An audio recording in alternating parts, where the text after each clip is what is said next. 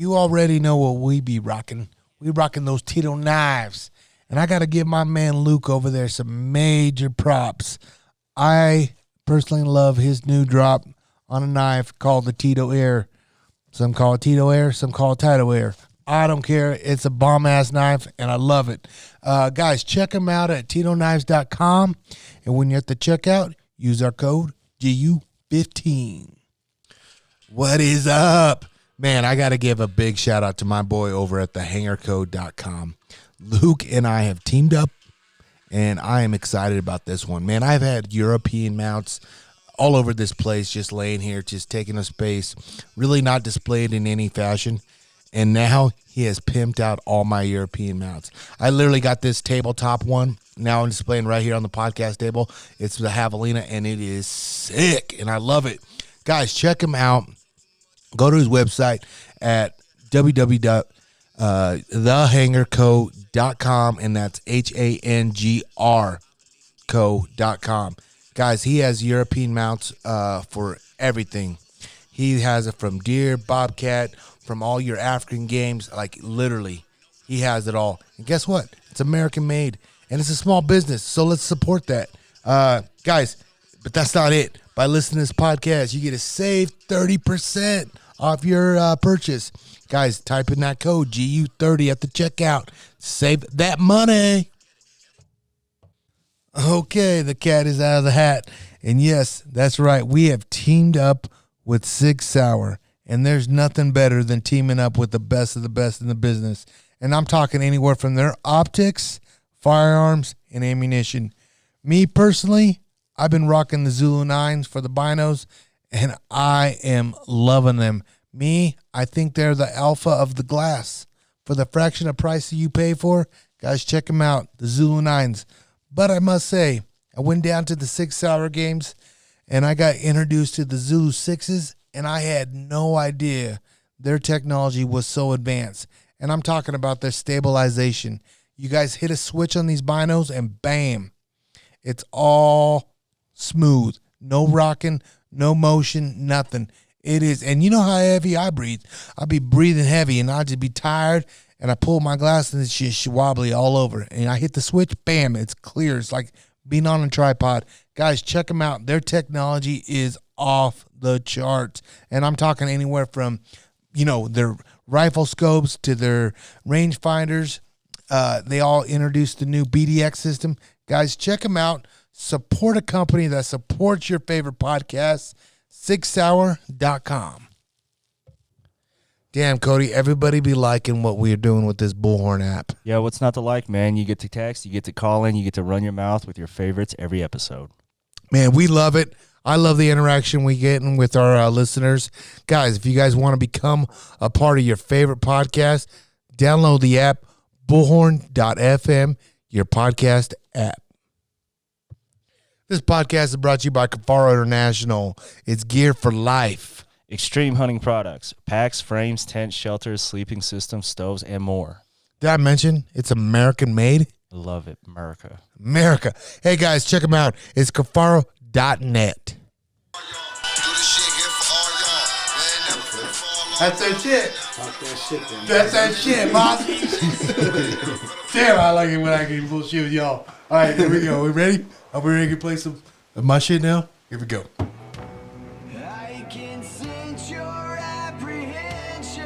What up, what up, what up?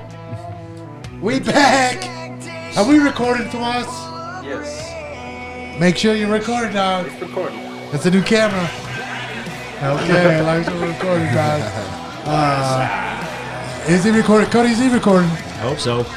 Is it recording? REC. It's recording. I got a red dot. All right, man.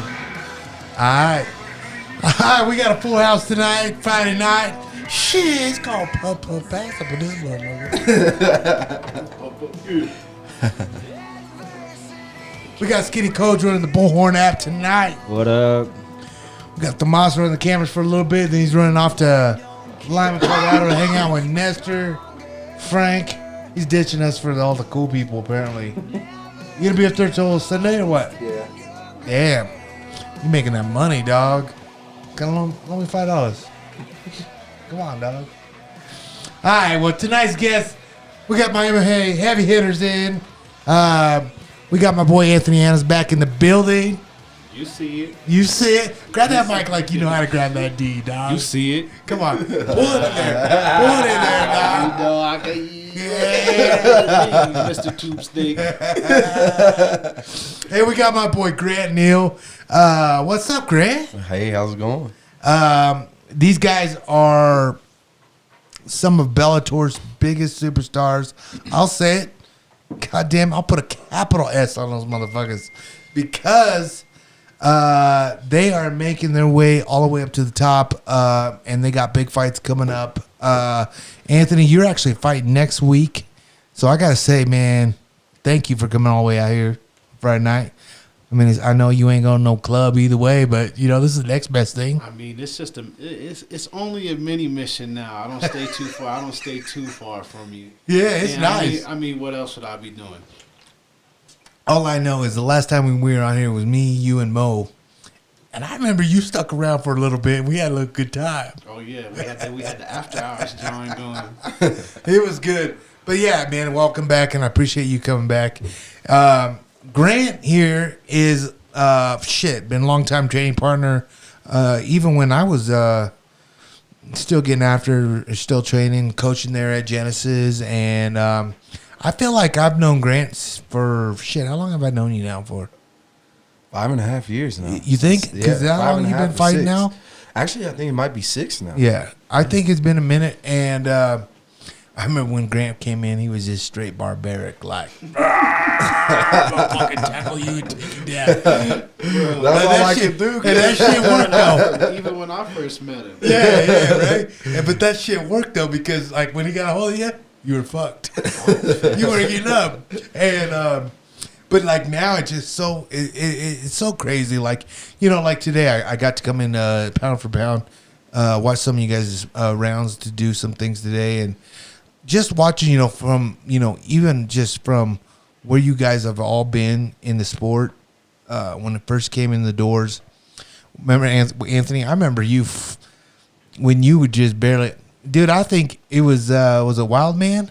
Yep. Yeah, back in the day, I knew of you back then, and Grant when you fucking just came in, dog. You guys have evolved so much, and I mean, and that's why you guys are so good in the sport now because you literally have to, change the way the game is now because everybody is, back when I fought, dude, if you could be 80% of something, you were going to beat somebody's ass. You didn't have to be 80% of everything. You just had to be really good at, if you were a dominant wrestler, you just had to take that kickboxer down, that striker down, and not get fucked up that first exchange, and then you can fuck them up, right? Yeah. Now you got to be fucking everything, dude, everything, and that's where I always say, like, even when I fought, I was like, damn, y'all need to make some more money. We all need to make more money, right? But like even now, like the money is so much better than when I was fighting. But it's still not there because we're doing so much more cross training. I mean, you got to realize, look at boxing. Boxing is one, and I'm not shitting on boxing. Believe me, I'm not. But it's boxing. It's one facet. One skill set. And you got to do a lot of. I mean, you're doing still cross training. You're doing, your weightlifting, your road work. You have to do that in any kind of combat sport, right? That's just given. But you got to look at the sport of MMA, what we do, what you guys are doing now. Let's break it down. Like, I'll go with you first, Anthony. What is a full week, Monday through Saturday, is you take Sunday off? Yes. Yeah, I take Sunday off. Okay, so explain to me real quick. What's your Monday look like? So Monday for me is I have strength training and conditioning. Then I have wrestling, and then I hit pads in the afternoon, and then I just do my own road work, depending on if I get up early enough or if it's not too cold at night. But I always get the road work in. Yeah, are you more of an outside runner or treadmill? I like running outside, no headphones. Oh, no headphones, just straight. You hear the fucking streets. Yeah. cop sirens and shit. That's what makes your ass think you're like, I gotta run, fuck. Cool. So that, I mean, you're looking at what, three sessions right Yep, there. 3 sessions, and then Tuesday we have sparring, and then again I'll do some calisthenics on my own, and then again I run later, Okay. and then Wednesday is pretty much like Monday, except for I do strength training early, or I'll do it at 4:00 in the afternoon, and then I have kickboxing, pro kickboxing at 11, and then I wrestle with Grant and Peter and Archie and those guys. Where's that? Oh, at Centennial, Easton's BJJ. Right. Thursday, I have like a sports specific training with Justin, and it's just redlining the whole time. Okay. And then after that, I have a personal with my wrestling coach, Carrington Banks. That's usually how I wrap up Thursday, along with road work. Right. And then Friday, I just solely focus on sparring, and I don't run. Yeah. Well, Yeah. and that's the thing. Like, by the end of the week, man, you're fucking beat. Yeah. You're done. Like, I mean, that's just it. Let's keep it real. Like, you're beat. Grant, where you at on Monday? Shoot, on Monday, wake up early, get a good breakfast, and then I immediately go to brain training. So that's something that I've added into my game. One of my best friends told me that he plays in the NFL, and he said, "Hey, there's some things that I'm doing that I think could really help maximize your game."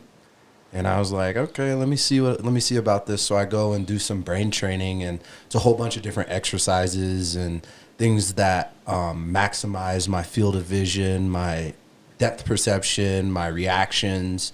And I actually get Coach Jake to send my brain trainer, Dr. McWhorter, just like what he's seeing during the week, or just certain combos or what we need for an upcoming fight. And so I start my week with that. And so I get like just activated there, get in the hyperbaric chamber. Then I go to Time out. Brain training. We always train just like the physical, but when do you ever hear people training their mind? That's dope. I mean, honestly, the only time I did that was when I was smoking weed. I was stimulating my mind, Craig. yeah. That's hella But true. that's for You'll have real, to though. Put me on sometime. Yeah, I definitely that's how I like to start my week, my training week, and get in the hyperbaric chamber. So I feel And the hyper is the when you sit in that thing, it's like you're going to NASA, right? You're training for going to. no, that's the gyro stim. So okay. we're spinning at. The hyperbaric has like it's high oxygen content. Yeah, it basically it forces oxygen into your mitochondria. Okay. So you're oxygenating your cells at a cellular level, inducing and maximizing recovery, helping with any brain fog or anything like that. So it's for your medulla, Yeah, your medulla oblongata. right? Yeah, I never had any of that shit. Yeah, That's but it's for your muscles too. Right. You know, like it really helps out work anything out. Like it maximizes your recovery. Okay. So that's a big thing for me because, like, not only do I love the sport and getting in there and fighting, I like love to train.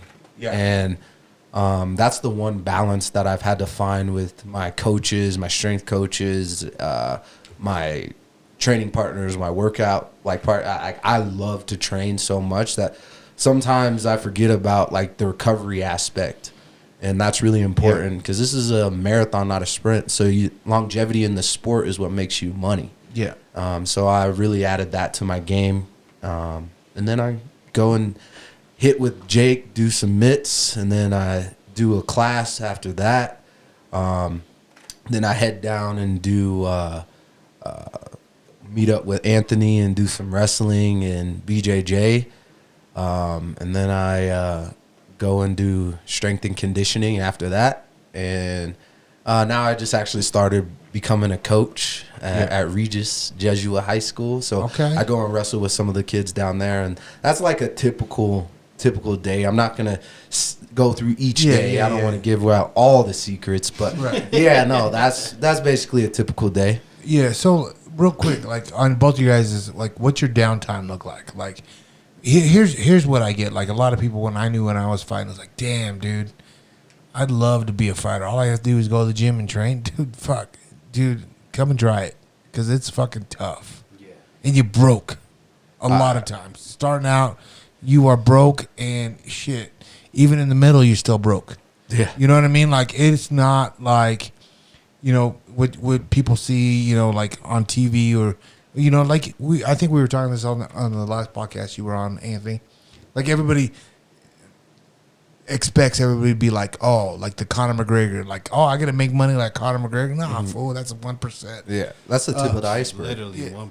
1% of the fight game. You know what I mean? And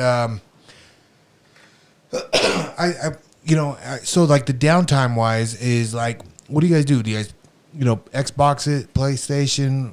You know, I know you got a dog.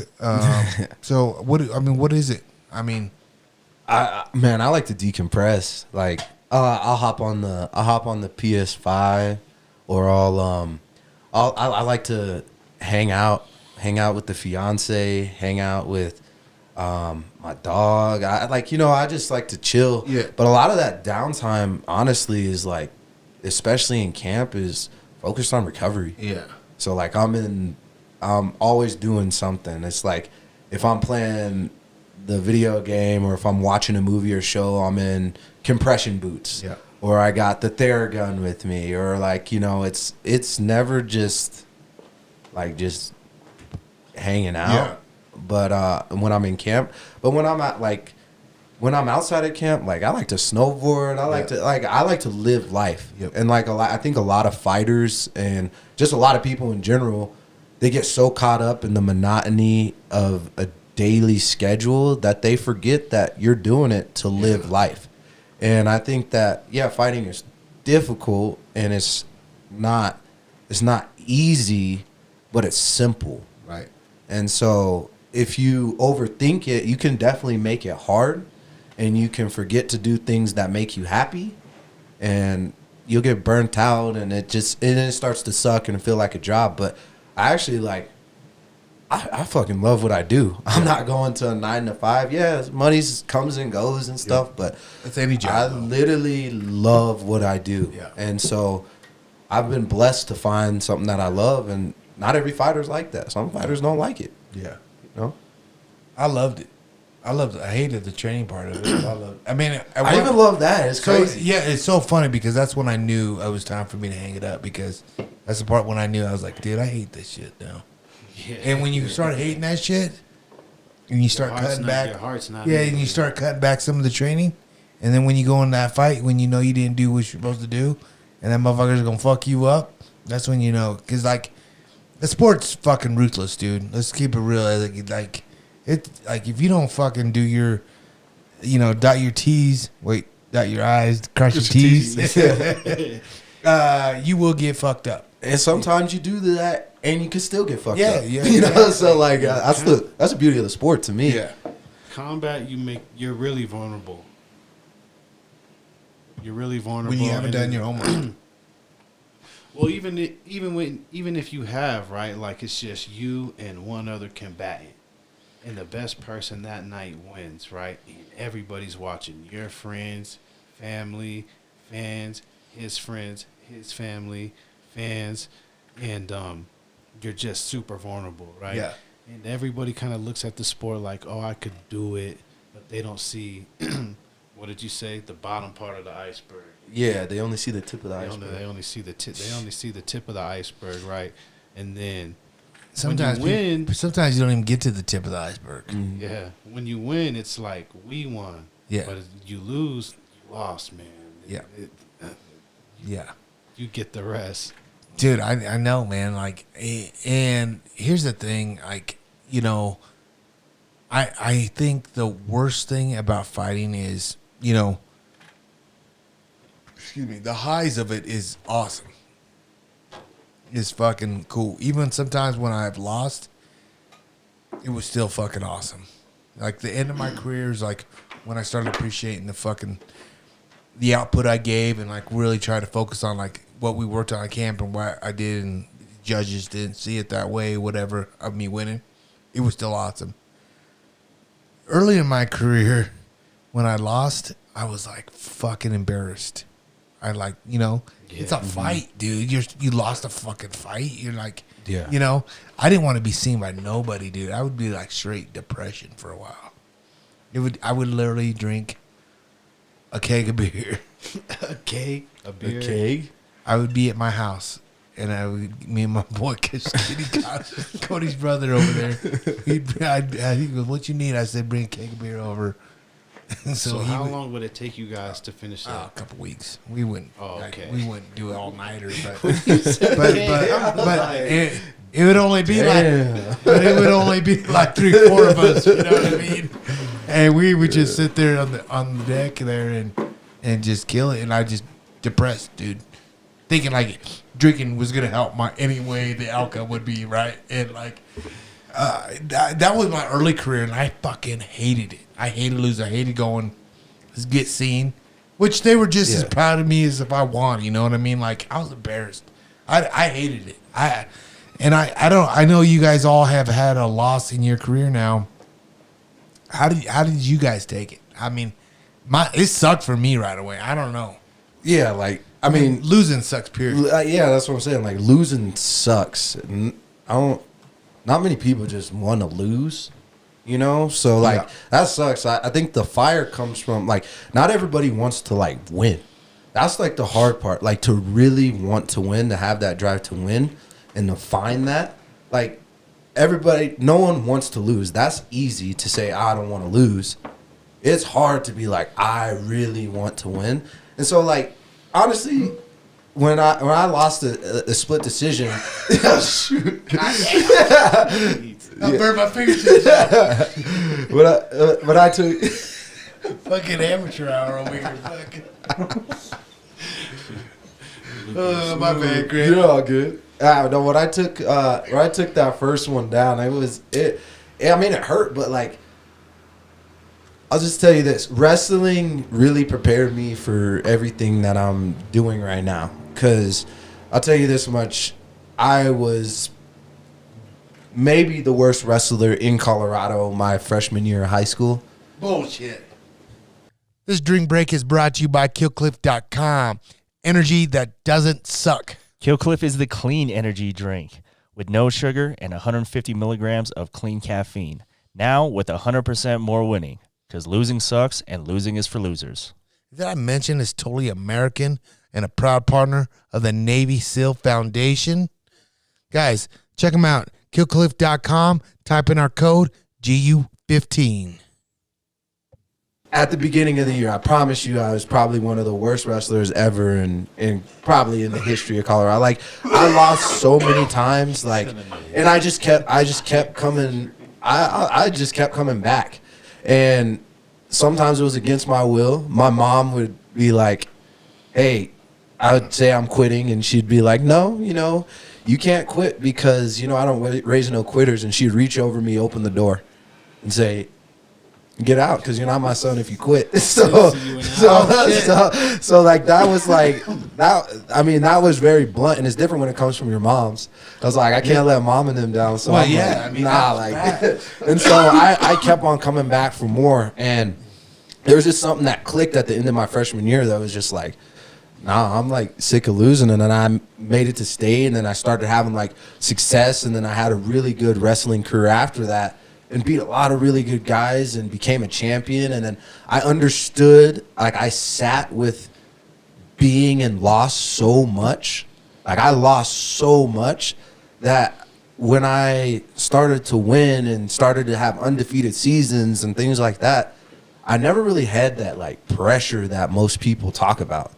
Like, cause I lost so much when I was younger, I was just like, okay. And so I got to wrestle free. You know how they always say, like, someone that has, like, no one expects them to win? Yeah. I always, anytime I, like, go into there, like, I have that, like, freedom. I feel like, because I'm never afraid to lose. I'm never afraid to lose. I just always am like, you can't be afraid to lose if you believe you're gonna win. And even if something's better, like I believe in myself. And I lost so much, I just was able to like deal with it. So like even in MMA, like I lost a really tough split decision. Yeah. And I was just like, well, did you go out there and do what you did? Yeah. And then did you learn something from it? Yeah. And like I don't really take it too bad. I was like, Good for you. yeah, I mean, it sucks, but it's just Yeah, like no, I'm living. Yeah, me personally, I fight like I said, like maybe it's because I was more younger in my career, you know, when I started losing, and then when I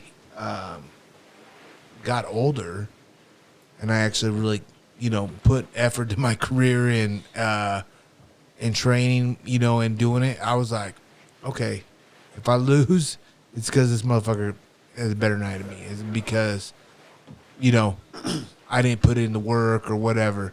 So, you know, in my career, it was weird because when I first started, it was all pure, just raw talent. Like, I'm tougher than you. I'm willing to fucking bleed more than you and everything. And that was okay at the early in my career.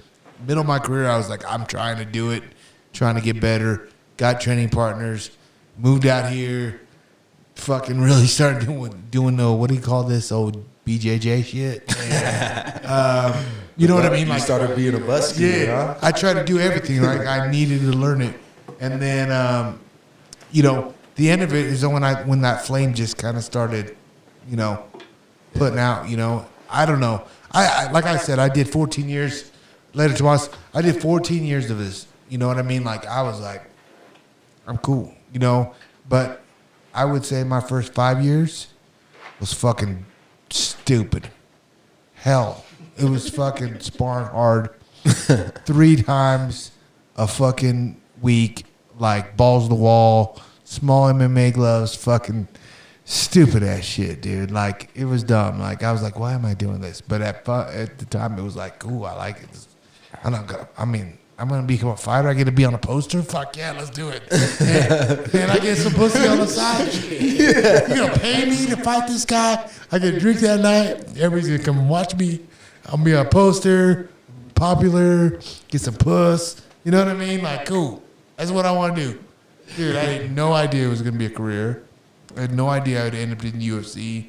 No idea I was gonna end up as a coach. No idea it would lead me up to this point where I'm at now. And would I take it back? Hell no. Loved every minute of it. Loved every minute of it with me gone.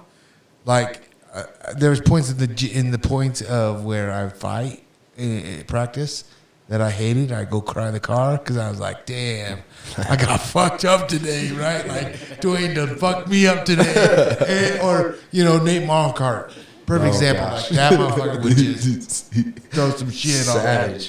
And, you know, and I'm like, man, I'm a lightweight. Y'all motherfuckers are like 205 at the time, over 200 pounds, you know. What was Nate fighting, 185? Yeah, I think, you know. And, of course, you know, I was walking around 180, you know. But either way, I just said it was cool, man. I enjoyed every part of it, just of the process of it, you know what I mean? Like that's why I try to tell all you guys, like right now, like you know, even walking into the gym today at pound for pound, like the process of you know seeing, you know, like you said, I saw Dober and who what's that dude's name we were talking about earlier? That sparred with the younger guy, the lighter guys, and the guys. Charlotte. Oh yeah, Ryan. Right, dude's a fucking savage, right? I got mad respect for that dude, right? I don't think he knows it, but I like it. You know what I mean? Like, yeah, he's a gangster. He's I like that dude. I really like him. Yeah, I like him, man. He's a good kid. You could just tell, but he would just go, and I was like, man, you know, you see a guy like Dober. Dober was fighting when I was fighting.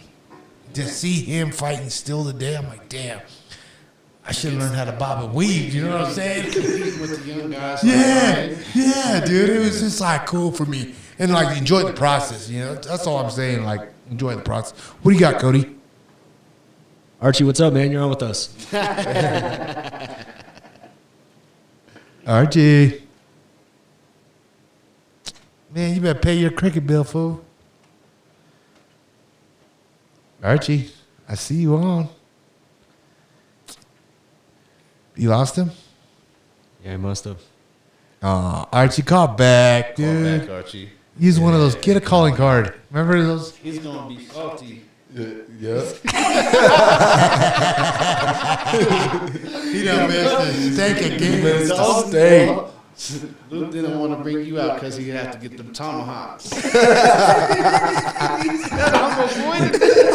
know that. I'm avoiding it. I listen. When he said, he hit me up this morning, and he goes, I can't, he goes, I can't make it. I can't make Coach Lou. I gotta pull out. I was like, okay, cool. Fuck, don't sweat on my shit. I gotta save myself $50 fucking. I'm gonna be like, He's back. everybody's gonna get ribeyes now. Archie, you there? Hello. What is up? Fuck, it took me like 12 minutes to get on here. Damn, y'all need to pay your cricket bill, bro. And I got that Metro PCS. Oh, you stingy with it. I'll get up there with you guys real quick, man. Come on, I don't got money like that. Come on, dog. You missed Oh, out on yeah. a tomahawk tonight. Nah, I just went to Edwards and bought a tomahawk. That's what I told y'all. Did you really? Did you like it? I haven't eaten it yet. I just bought one though. Oh, okay. Okay. I'm gonna have my family over. We're all gonna cook it and eat it. Was it about $100? 72. Yeah, you got that discount. Good deal. Good deal. I'm sure I know Luke Cadillo. Hey, yeah, there you go. They were like, yeah, there's full of drop coin in here. I'm an idiot. Yeah, bro. Add an extra 20%. Yeah. Archie, tell me real quick. As a Bellator fighter, we could have had like all three of you guys in here. Okay, we could have been running Bellator tonight. But Ooh. this is what I want to know: your last fight. Mm-hmm. Your last fight. This is what I want to know. If I'm sponsoring you on your shorts, I'm gonna need at least a 3-rounder, dude. I mean, dude, that 20-second shit, boo. The minute 20-second shit ain't gonna cut it, dog. Yeah, man. Best I can do is 50 seconds. The best. Hey, all I gotta say, man, is I honestly wish you came out tonight and hung out with us. Me too. But I got shafted a little bit on it, bro. My baby, he's all sick for some reason. He's all throwing up all over the place. I know it sucks. That's just part of being a dad, and you got to be there. Yeah. But yeah. Hey, what's your question for these two? I know you got some. Yeah, of course. So we got my big dog Ant coming up. 7 days from today, right? Yep. Yep. So what are we looking forward to, Ant? Shoot, you already know me. I'm here to bust them funky dope moves. You definitely could expect that. Right now I just really feel like I'm coming into my own. Like my eyes real sharp, and there's not too many things I haven't seen out there. So if I can do half of what I do in the gym that night, it's gonna be spectacular. Yeah. So this is what I want to know. Yeah. This is what I want to Hey, know. so one second, Luke. Before I ever started saying I was gonna fight,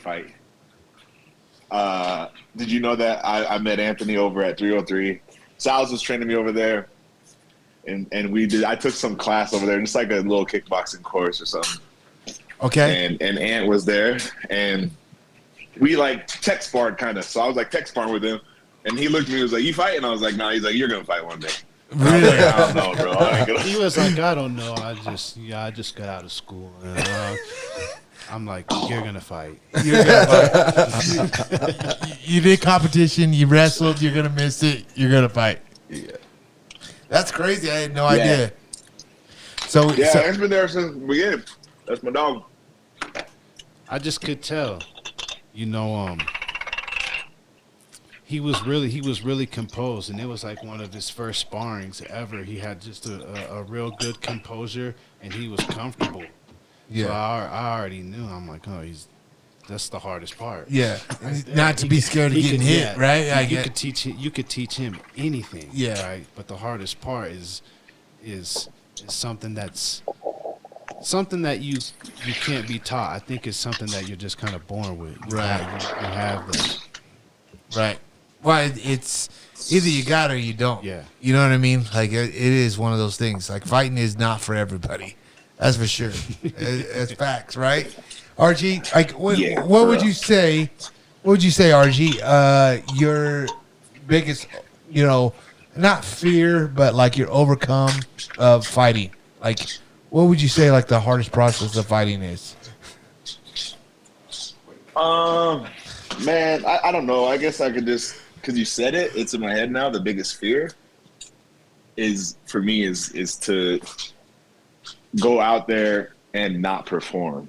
Yeah, That's my biggest fear. Because I did that so many times in my wrestling career, especially in the college. Like I went out there with all the talent and all the skills, and then when I'd go out there to wrestle and compete, like I would like wrestle just not to lose. So I'd like win by 1 point instead of blowing it open. So like that's a fear of mine. It's like shutting down and not opening up and punching, or just taking somebody down and just holding them down, and like because I'm like I need to win.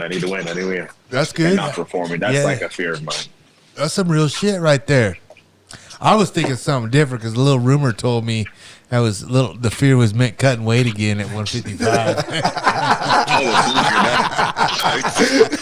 Hey, look, he was sitting in bed like this. All sucked up like skeleton. Hey, for real though, that shit was easy. I'd do that again. No, he got it down. Like I said, he didn't complain once. But there was a scene. I ain't even gonna talk about it, but there was a scene. That shit. Fuck that, dude. I didn't cry. Hey, I'll tell everybody the scene. I'm not embarrassed. No, You don't even think this was literally the last pound of my weight cut, right? So I'm already I'm 25 pounds down now. Yeah. All right. So I was getting out of the bathtub, out of the hot bath. And when I was walking from the hot bath over, I got like super lightheaded. Yep. Oh yeah. Really dizzy. Got up too fast. Losing my balance and shit. So after I got into the towels and shit and I was walking, I had to go walk back to the bathtub. I decided just to crawl. So they were laughing at me because I was crawling. Yeah. Because it was the standing up and walking that makes you lightheaded. So I was like crawling. Honestly, you're conserving energy. You're running on fumes. That wasn't even the scene I was talking about. Honestly, I was talking about the scene the night before when we was in there and everybody thought you were dying in the Chicago Planet Fitness or where we were 24-hour fitness. And then that old man... That old man came in here. He was like, "Y'all killing him? Y'all need to get him some water." I'm not. I was in my towels, laying on the bench, and this dude came and stood like parallel to my face, like right next to my head, and was staring at me for like 15 solid minutes. Just staring. And he's all like, and I was like all tired of cut weight, and I just seen him out of the corner of my eye, and then finally I like looked at him. I was like, "Bro, you good?" I was like, "Chill." Yeah, he goes like, "Brother, are you okay?" He's all like, "They killing him." I'm good. I might have would have lost it, dude. I would have been able to do shit because I'm cutting weight, but I would have been like, "Dude, somebody fucking get this guy off me." Yeah, I think that's the coaches and corners' job. Yeah, right. To defend the fighters. Yeah, because like right now I'm just vulnerable and fucking like, dude, give me the fuck away. Give me some ice chips. Yeah. So funny weight cut story. Ryan Charleboy, he when he does his baths or the steam room sauna, when he comes out, you know how people usually wrap up in towels or blankets. He gets like those NASA blankets. It's like paper, like the ones fire that blankets. Like the fire blankets. Yeah. So he's always wrapped up, and he looks like some kind of Martian. And like you won't believe how many people want to come up and talk to him. But I'm just like, any questions you have for him, you guys can ask me. Yeah, because he's done. He's He needs to focus right he now. fucking he looks like a fucking leftover about to get eaten. Looking like a fucking baked potato coming right out the oven. Oh fuck. Nah, but that's for the coaches and corners to manage. Yeah, Oh, for yeah. sure. Well, Archie handled it like a gangster. Like there was a lot of tomfoolery at that 24-hour fitness. Like it's just random dudes. This dude thought he was Tony Ferguson, shadowboxing with the coat on in the sauna. Oh fuck. Just because all the fighters had to go there, bro. I'm not. You can't make this stuff up, Luke. Oh, bro. I was like, there was this like a puddle of just dirty sweat goop in the middle of the sauna. Like, bro, Archie handled everything like a chick. Like I'm not cutting weight. I almost lost it. I'm like, bro, why they send us here? Yeah. Out of all the places they sent us here, Yeah. like really, it was crazy. Man, Archie handled it well, but that was the weight cut I was the story I was talking about. That dude came in, he's like, y'all killing him? Yeah, it's just part of the business, right, Archie? Fuck, I mean, like honestly, like to me, that was always the hardest part, man. The fucking fight was easy, The fight before the fight. dude. Weight cut was the battle, dude. It was the battle. At 155, I don't really see nobody beating you, man. No, and here's the thing, like you like right now, he's drinking all this water right now, Archie. Like you know, So like, what? Say that again. he's drinking all this gallon of water bullshit right now. And then you're like, at one point, you're like, man, I'm done drinking water. And that last, 5-6 hours, you're like, fuck, I want to drink water so bad right now. You got cotton mouth, your breath stinks, fucking everything, dude. It's the worst. Peter, let me get a sip. You don't even have no I got sip. another question here for Ant. What's the deal, man? All right, what is your favorite part about fight week? Damn. That is fight week, like all the hard work's over and it's just time to go out and have fun. Whenever you guys see me and I'm competing and I'm laughing and I'm enjoying the moment, that's when I'm the most dangerous. And really, I embrace all the hard work and now I channel that energy to like, this is fun. I get to go play a big game of psych on the ultimate level. And that's just how I see it. Like, I don't even really view it as a fight. It's like psych. Psych. For real. That shit ain't psych when you get socked in the head, though. All right, I said, all right, you got me that time, but Yeah, you get. mic check. He's over here getting in fight mode already, dog. Oh, shit. I don't know. What's your favorite part of the thing, Grant? Man, I don't. It's hard to say, man. I love all of it, to be honest. Like, there's aspects that I love in the preparation that we already kind of talked about, but then there's aspects that I love in fight week, and then just even like afterwards, it's like a lot of people think on the outside that you go out there and you're fighting for somebody else, and that is partially true. Or you could fight for something else, and that's partially true, your family and stuff. But the coolest thing to me is proving myself right. That I think might be like the top of it is like you're putting everything on the line, and then you get to prove yourself right. And yeah, I'm fighting for my family, I'm fighting for everything else, but like when you just that it's mano y mano, you and that guy, and you get to prove yourself right. I like that. There's no greater feeling. And I won a national championship in football. I was a freshman All-American. Like, I did a lot of things, but there is nothing compared to getting your hand raised in the cage. Facts. Yeah. Wrestling match. Yeah. You guys, you all wrestled. Archie, you wrestled. I don't know if you wrestled at a higher level as I did, but but yeah, there's nothing better than a fucking real fist fight, and you get your hand raised. Like to me, right? I really enjoy getting in there, and a lot of people say I don't have that many finishes, but I go in there and I just tactically beat you the whole time, like straight outclass you the whole time, you know. And I think that's more fulfilling because it's like I just clowned you, like Yeah. you couldn't even touch me, and I just peppered you, and you could never even Yeah. get a read on me. I love that part about it. Just I know I'm gonna go out there and I'm gonna frustrate somebody, and it's a look that you can't even really train for. It's like getting a tech in wrestling. Archie talks about that all the time. Archie's like, yeah, I enjoy getting a pin, obviously, but there's something about when you tech somebody, it's it feels No, good. it really does. When you clown somebody, I mean, that's pretty much what it is. When you text somebody, you're clowning them. You're not at the level, right? And it's for the whole 15 minutes. Like, yeah. Hell no. it's Tap me out. demoralizing. Like, if someone's just fucking picking you apart for 15 minutes, it's, well, I couldn't imagine it. Shit. that's for them. That's facts, right? No, fuck. Archie, we lost you, man. If you want to call back, please. Here's the thing with what I will say about like little Archie, since he he tuned in and he's listening. Like, this podcast is brought to you by Cryptech, the best hunting and fishing outdoor tactical gear on the planet. That's right, I said it, on the planet. That is why I wear it and my team wears it.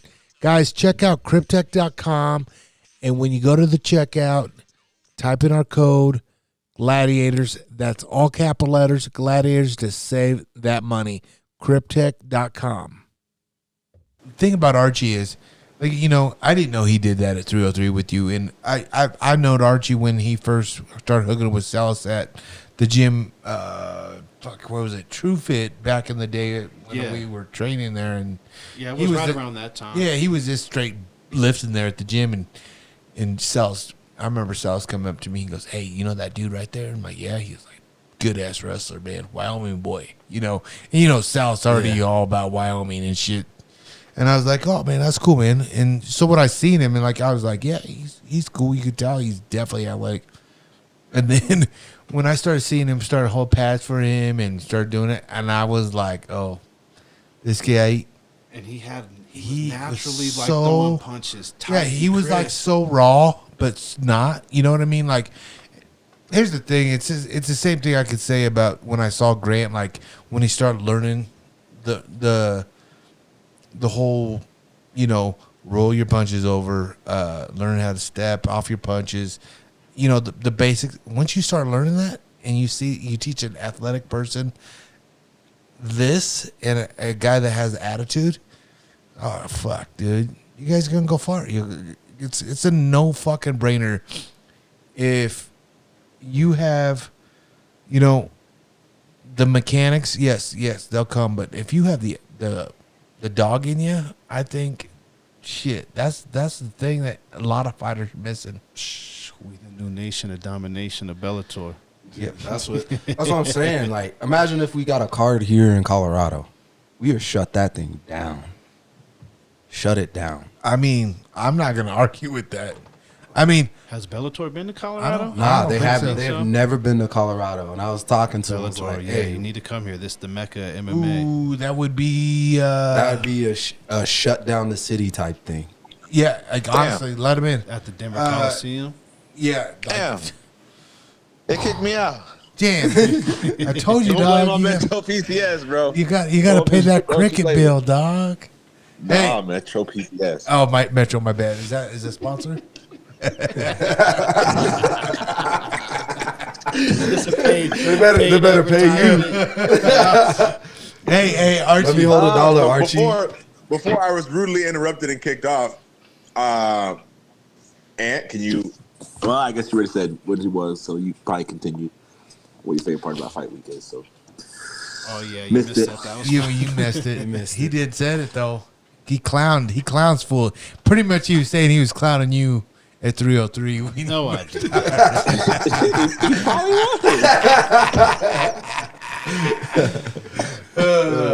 He said, so Grant Neal, how about you? I got a question for you. all right, what's your question?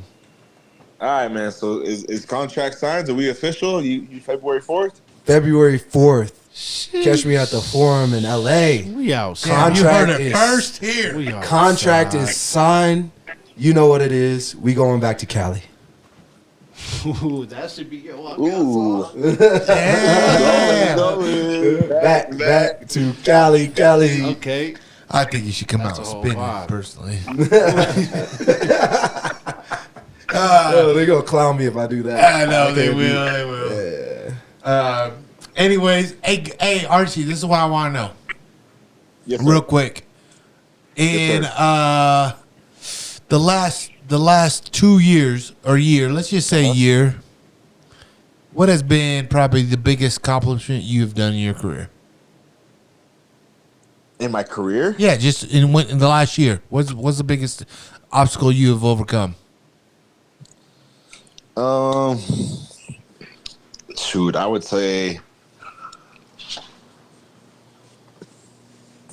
just juggling being a father and an athlete. Yep, it's I've always tough, been an man. athlete my entire life, but It's tough, you right? know, I've always been the son too. You know, my parents are always at my back when I need something, and now I'm the other end. Yep. Oh, it's gonna get tougher as you get older too. I promise you I that, know. boy. It's good. I know. It's but, good but though. It's probably gonna also be easier too because if we get adapted to it, the kid, my son, will now just become a part of me. He's just at first it's you're Archie and you're my wife, and then there's this kid who gets brought into the picture, and you don't know exactly like how he's gonna fit in and where he goes, and like obviously he's your son and your kid, but you know how is it all gonna mix together? And I think moving forward in life, like he is just part of me now. So eventually, like I'll just go to the gym and he's just tagging with me. Like that's just what it is. People It just have is. to be like, Archie's going to spar, his son's with him. Archie's going to go wrestle, his son's with him. Like that's just what it is. But at first, I was like, shit, I don't know what I'm gonna do. I don't know how this is gonna work. I'm gonna figure it out, but I don't know how. Yeah, it's the best, especially when they started coming in today. Like, although today was a different scene, though. We went to, What? I brought Marcus into Pound for Pound today, Yeah. and you know, new gym, new faces. He was not having it, and and J-Ho brought him, got him some tight shorts, right? And they're badass, Yeah. right? And I'm proud of that shit. So I was like, you know how loud Justin is, all getting in his face. Let's go put him on. Let's go fight. Blah blah blah. And, you know, Marcus is being shy and fucking quiet. Yeah. Dude, I went in the bathroom. I put on his tie shorts, took his shirt off, and I put him out in the fucking front room. And he was just crying, dude. He was so shy. He didn't want nothing to do with it. Then they did him even worse, my G. They put his little winter jacket on him, and then his boots, and then he didn't put his pants back on, so he has these tie shorts on with some Spider-Man snow boots in the jacket. Why you gotta do yourself like that? Fucking moon boost. Oh, fuck! Can't embarrass Dad in front of all these people, dude. Come on. They have my little man's out there. It was sad. good. All right, before I jump off, I'll have one last question for Luke, the owner of the show. Luke, Yes, sir. let me think of a really good question for you here. Okay, I want to hear it. What was the hardest part about exiting being an athlete? Ah, man, you know what? You know what's so funny is I feel it more. It's harder nowadays than it was when I first left. Honestly, when Coach T and I had a conversation, and I did a fight in Canada, and we sat at the bar, we started drinking, and he's like, "Man, what's up, man? What are you gonna do after fighting?" And I said, honestly, Coach, I haven't thought that far, man. I think I got some left in the engine. You know, I got to fight some more, got to make the money. And he goes, well, in the meantime, man, I want you to come work. You know, I want you to run fucking shit class with me, blah, blah, blah. And I was like, fuck, for real? He goes, dude, you're the, you know how Trevor talks. He goes, oh, you know, he just knows how to pep you up. Yeah. Yeah. And this was after a loss I took in Canada. Dude, I took that loss and I didn't even think about it because I was on cloud nine because I had a job coaching, at Grudge, and he wanted me to be his pretty much like right-hand man with him and help him. And shit, from there, I was like, man, you know what, man? I don't know if I should take this fight. And he was like, I don't think you should either. If you're not there, you don't be there. And I didn't take it. And then next thing I know, I was like, man, I don't think I'm going to fight anymore. He's like, cool. And I didn't miss it at the time, because when I missed it, I would just spar with the guys and, hit pads again. I was a fighter. It's like nowadays, I feel it more now that I'm out of shape and I'm not around it all the time. I miss it more than anything. Like you know what I mean? Like I feel like, just going to the gym today was like, I feel revived again. Like, yeah, motherfucker, look at me like that again. See what happens. You always start shit. I'm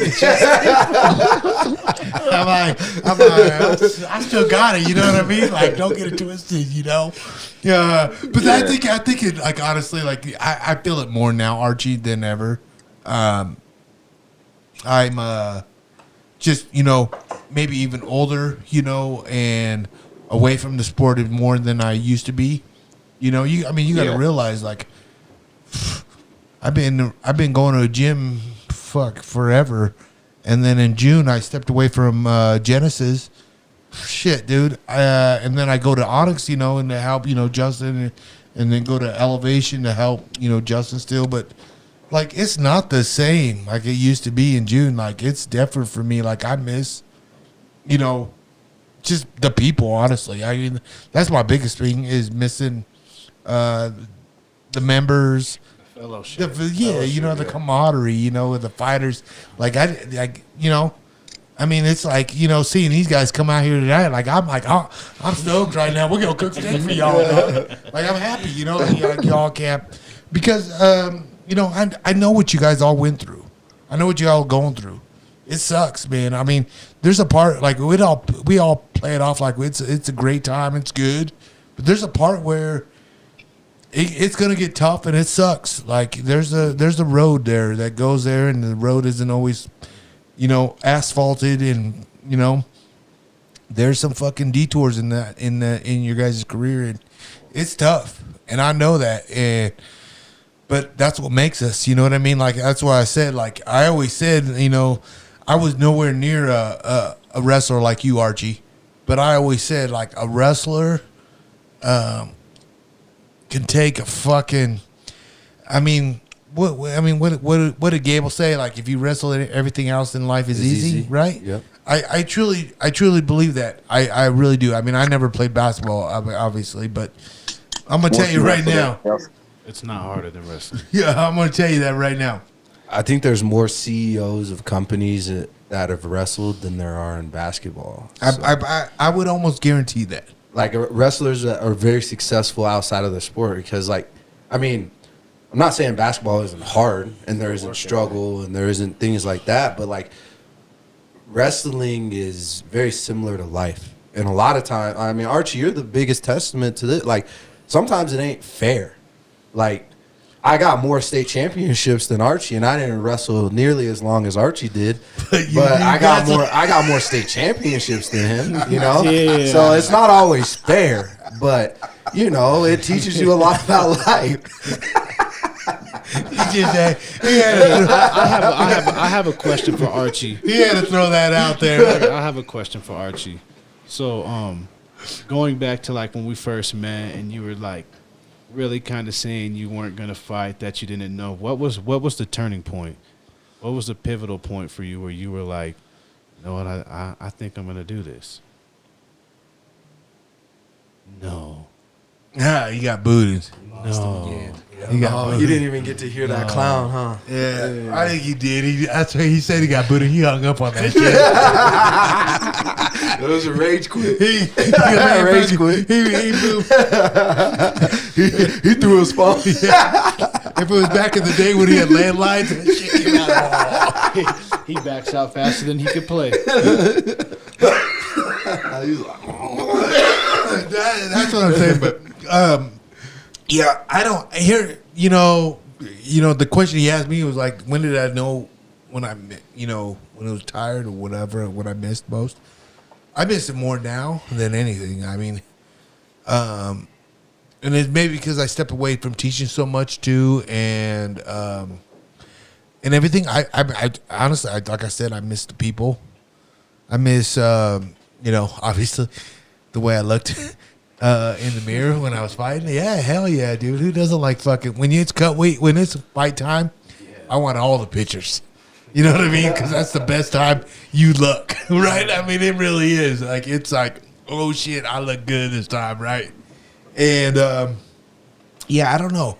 I guess what I want to know is, like, fighting now, like, what is the difference between, how you guys have fought now and you guys have signed with Bellator and you guys are Bellator fighters, which is, to me, is one of the biggest promotions out there in the world now.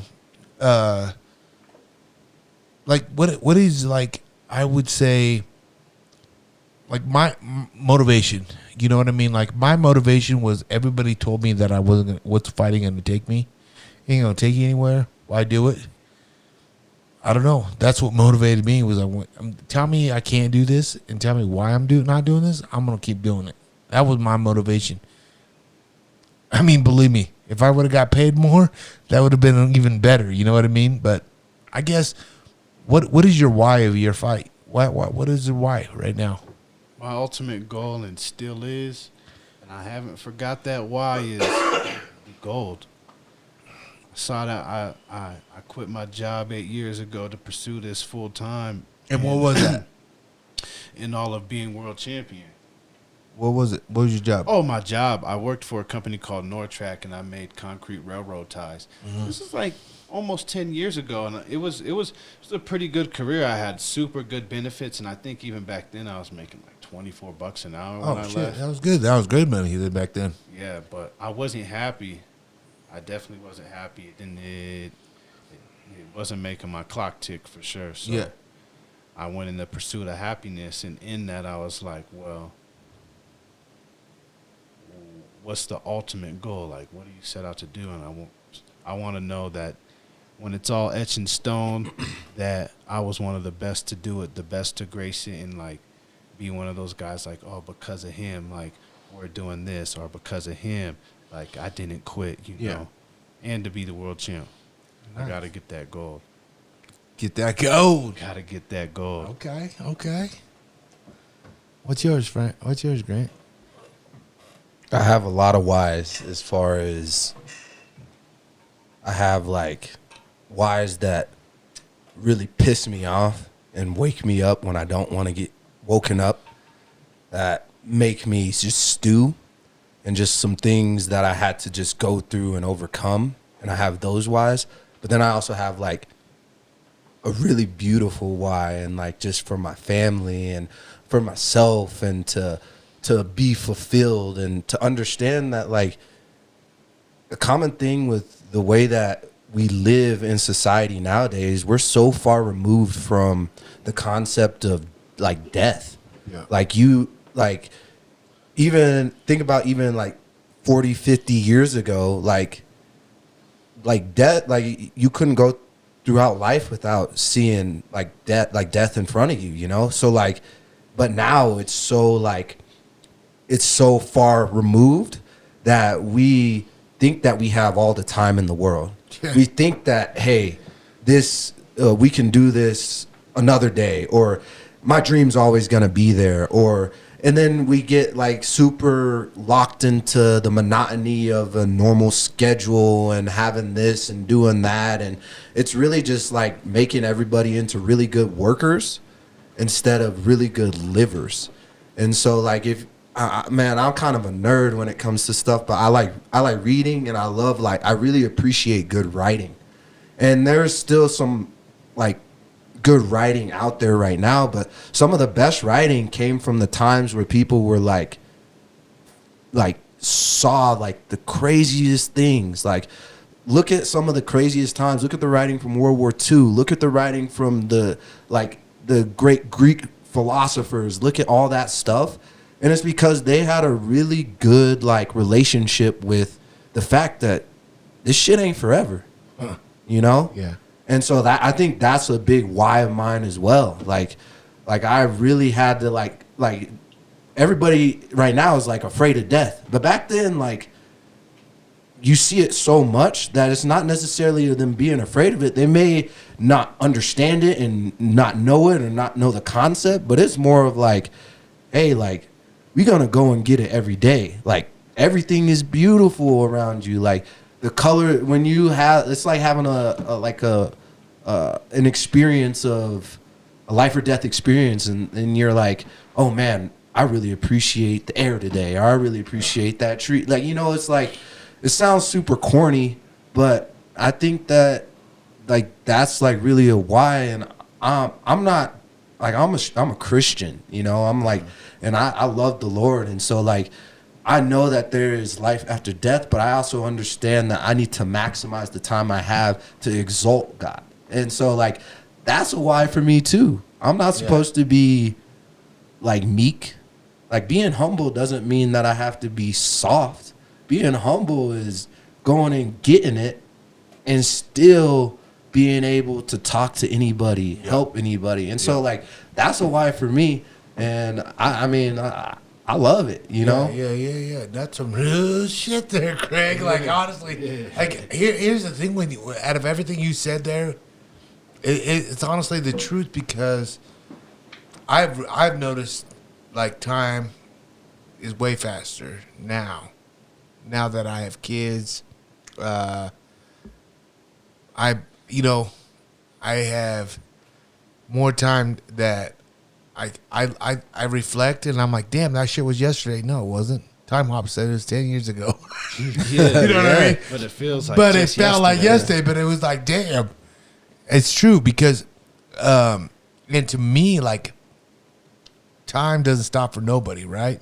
Mm-mm. And I guess, you know, when you said that, like, it hit me perfect, because you know, we're all gonna die, right? We all die, and like, am I scared of death? No, I'm not scared of death. Fuck, I'm not scared of dying. What I am scared of, leaving my family too soon. I want to see my kids grow up. I want to be, you know, around. You know, I want to be the one grow old with my wife. I don't want some motherfucker come on here and sneak in my shit. You know what I mean? That's my wife. You know what I mean? But that's like that's my fear of death, of not being here for them.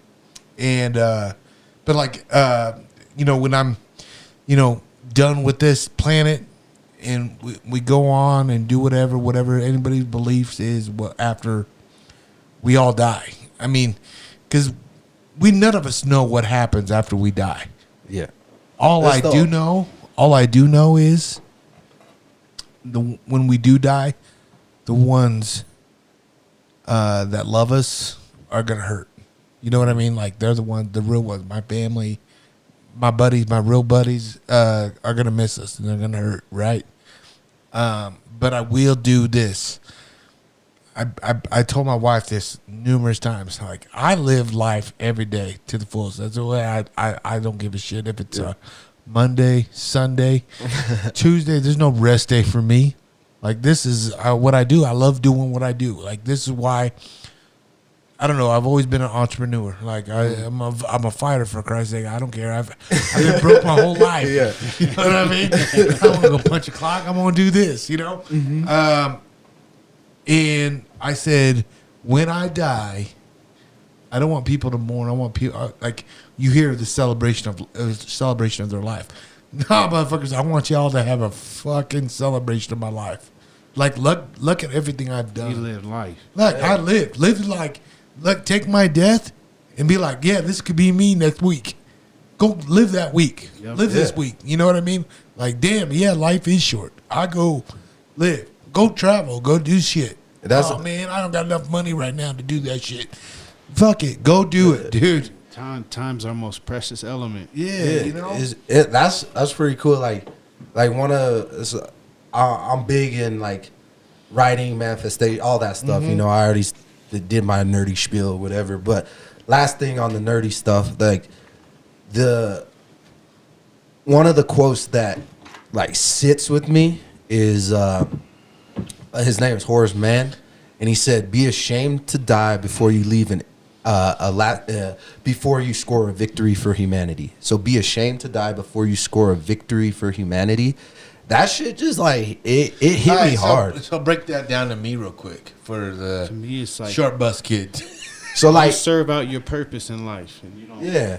So like he's basically he's calling out everybody. He was just like, be like if you're like, if you just are like I said, if you're just like living for you, Yeah. there's nothing else, and you're just like, this is just monotonous. I'm just going through the motions, doing that, and you die, and you left nothing to this world. You didn't change anybody. It doesn't even have to be the biggest thing, but like, that's like crazy. Yeah, you know, imagine, and so I couldn't like, imagine living a life like that. and so like that, I don't know, that just kind of stuck with me, and so that just like it drives me every day. Like I don't know, like it doesn't matter if I only impact one person that I have no idea I'm impacting or anything like that, but like my goal is to score just that one victory for humanity. And like you don't know the lasting effect that you have on people each day.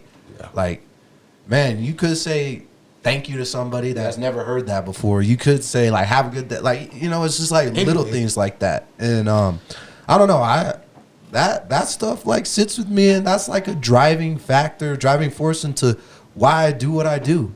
Like I do what I do because I want to show people that like, hey, you can follow your dreams. Like I'm in school to be a doctor right now, and every person is like, wait a minute, are you? Yeah. No shit? Yeah, every person tells me, like, why are you doing this? Like, why are you doing this? You can't do this. Like, you're fighting and you're doing this. Like, you shouldn't be doing that.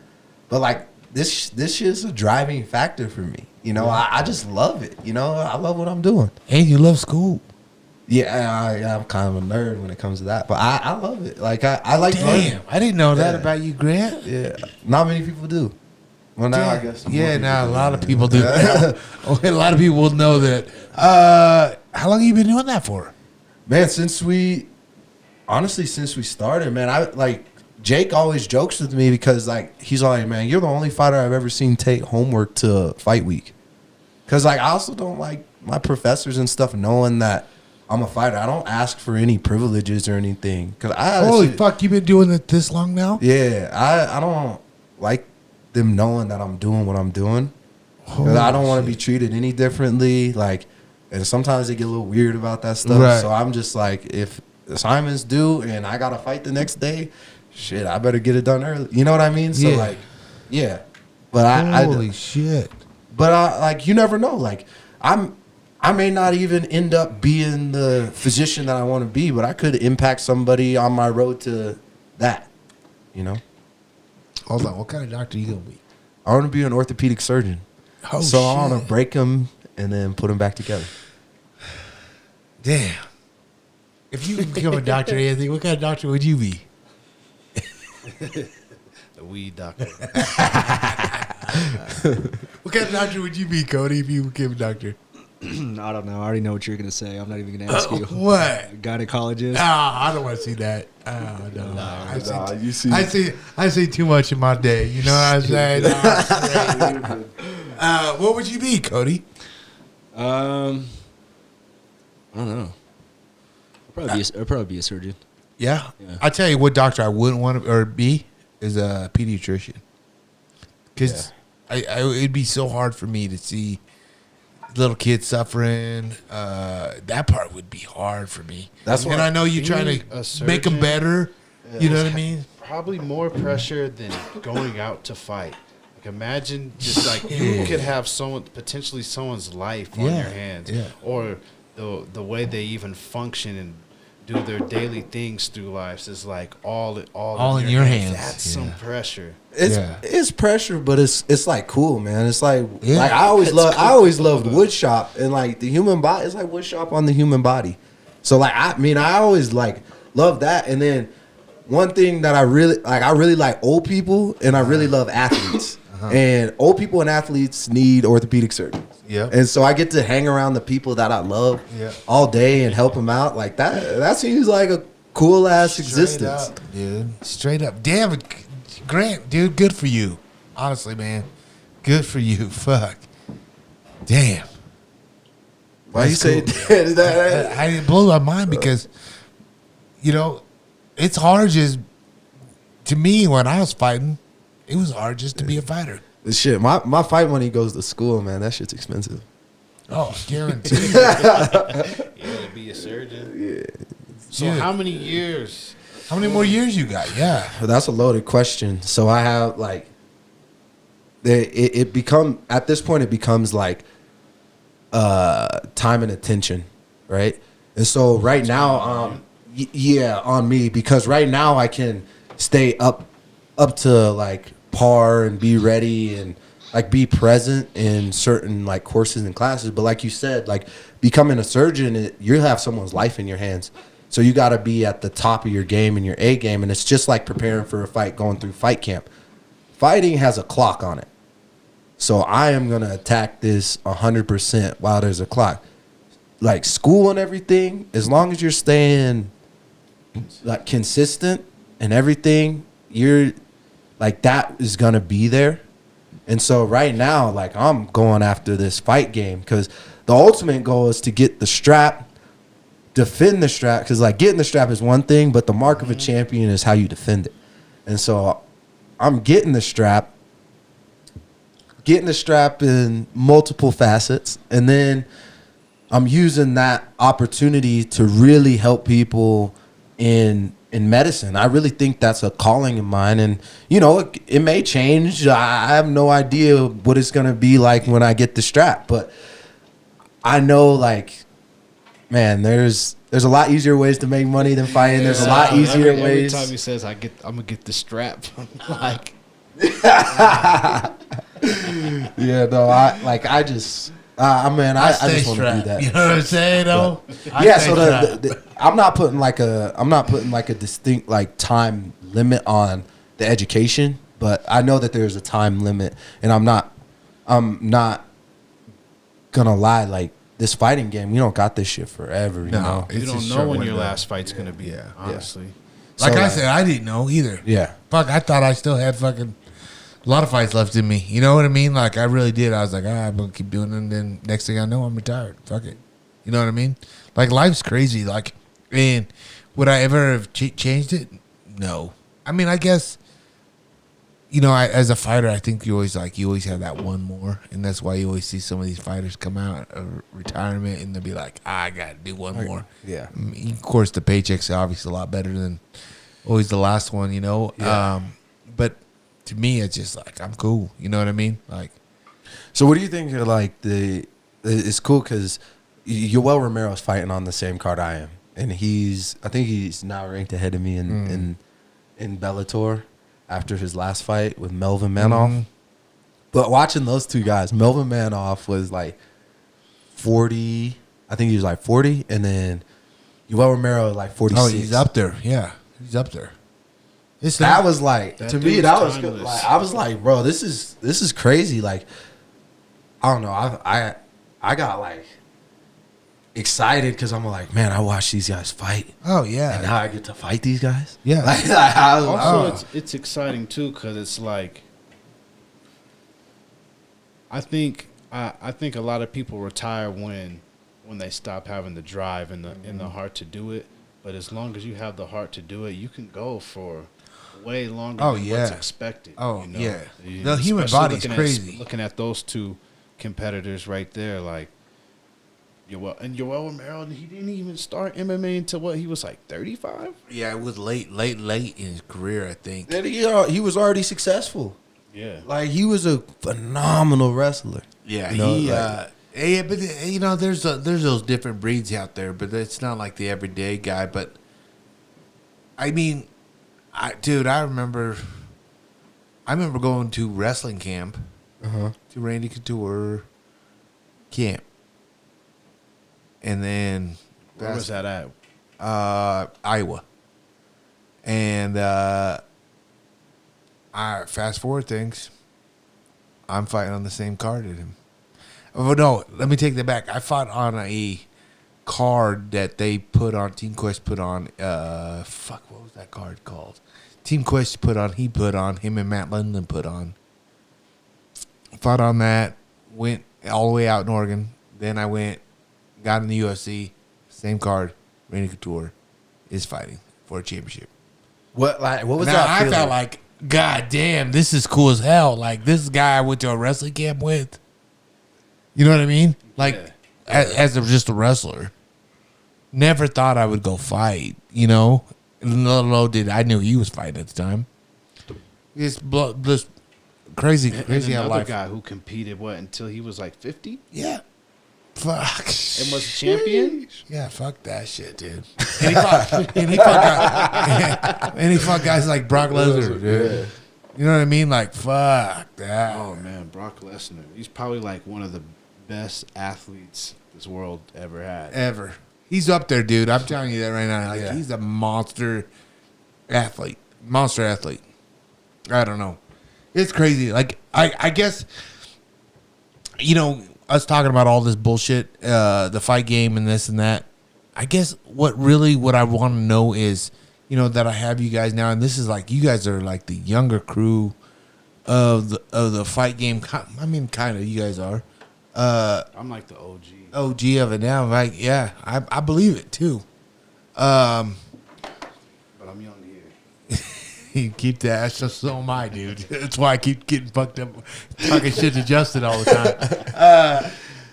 I guess, you know, if you have any, like, you know, advice to a young fighter coming up now that you see, that you were there 6 years ago, 5 years ago, coming into the doors to the gym, or coming in and saying, "Hey, I would like to train, start fighting." What would be the first advice? I know what I would tell the motherfucker, but I want to hear from a fighter's point, because I'm no longer a fighter. I want to hear what it comes from you. Hey, go get our beer. I said, I would probably say, have you wrestled before? And then if they said no, I'm like, how much are you willing to hurt? Yeah. And if the answer is still, yeah, I'm ready to go and I want to do this, then I'd probably also say, like, I want to see what their why is, you know? Like, if you're doing it for the money, I will repeat this again. There are so many other ways to make money in this world, easier ways to make money in this world than fighting. Yeah, so if you're doing this, if you're doing this to make money, run. Get away from this. Me?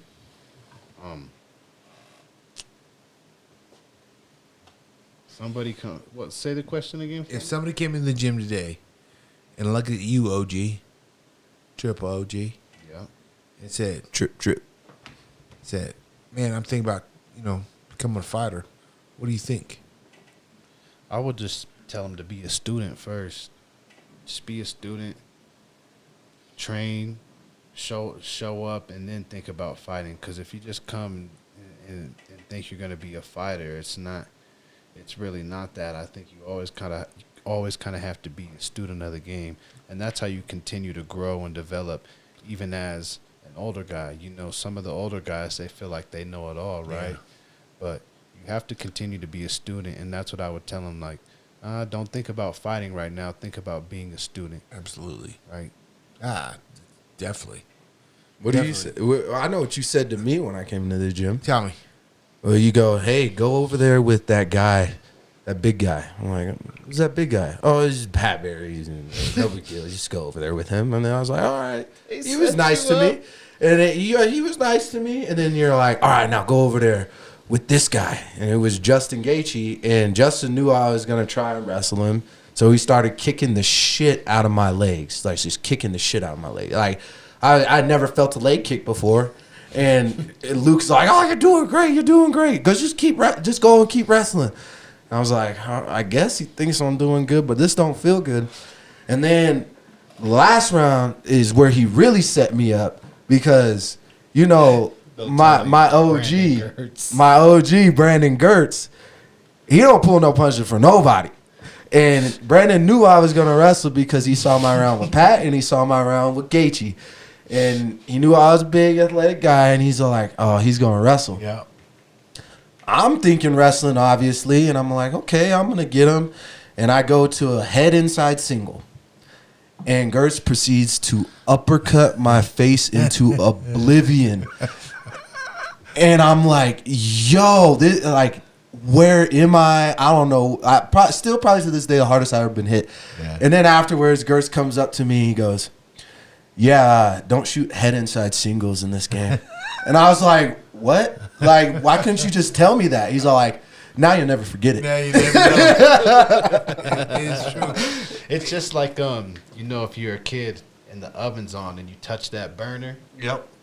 You ever touch that motherfucker again? Well, it's kind of like what does Snyder say all the time, Cody? It's like you want to lick that that butthole, but it's like licking a 9-volt battery. You know what I mean? That shit got charged. Yeah, but here's the thing with the new up-and-comers. Like, it's different now. Yeah, there's a lot more promotions, a lot more. There is a lot more fame in it now. There's a lot more money in this sport now. I mean, you guys got to realize, like, when I made the UFC roster, there was only 25 contenders on per weight class. Oh, per weight class. Per weight class. Can you imagine that now? Like, how many is there right now in your weight class? In my weight class, in Bellator, it's a little bit similar. Yeah, it's smaller though, right? Yeah, I guess you're right. Yeah, but that's just my weight class. Like the 205 weight class in Bellator is stacked. But it's like after you get past that top 10, top 15, it's like. Hey, Cody, do me a favor. Will you Google what's a roster for a 155-pounder in the UFC right now? Oh, that's the most. That's the most dense one. Yeah, I think they probably at least have 90. 90, you think, right? At least 90 roster? 90 roster. I mean, you got to realize this, dude. Bro, when I was a welterweight, we started looking towards middleweight because the welterweight roster at the time, there was like 94 welterweights on the roster. It had the most in the UFC. I think it's the lightweight division now that has the most. So they probably have that many lightweights on the roster total. 90 plus guaranteed. Yeah, because you kind of got to have it because you got to look at it like when I fought, there's pay-per-views maybe one every 4 months, right? A pay-per-view card, a fight night on Spike TV, maybe once every 2 months, and that was it. Yeah, I mean that was it. There's like maybe 4 to 6 cards a year. Yeah, that was it. You know what I mean? Like, there was no... So, like, when you lost, guess what, motherfucker? You're cut. Yeah. There was no... They might have gave you a 3-fight contract, but if you didn't perform, you're done. You know what I mean? So it's just different now from when I was, I called myself a pioneer of it, to now where it's at now is like, hey, man, you could do it. You can do it, but it sucks. It's hard. It's not easy. You're gonna have to have another job. Definitely, you're not gonna come in here and get sponsors. You got to have a backup plan too. Period. What's your backup plan? You know what I mean? Like right now, I never knew his backup plan's better than my backup plan I've ever had.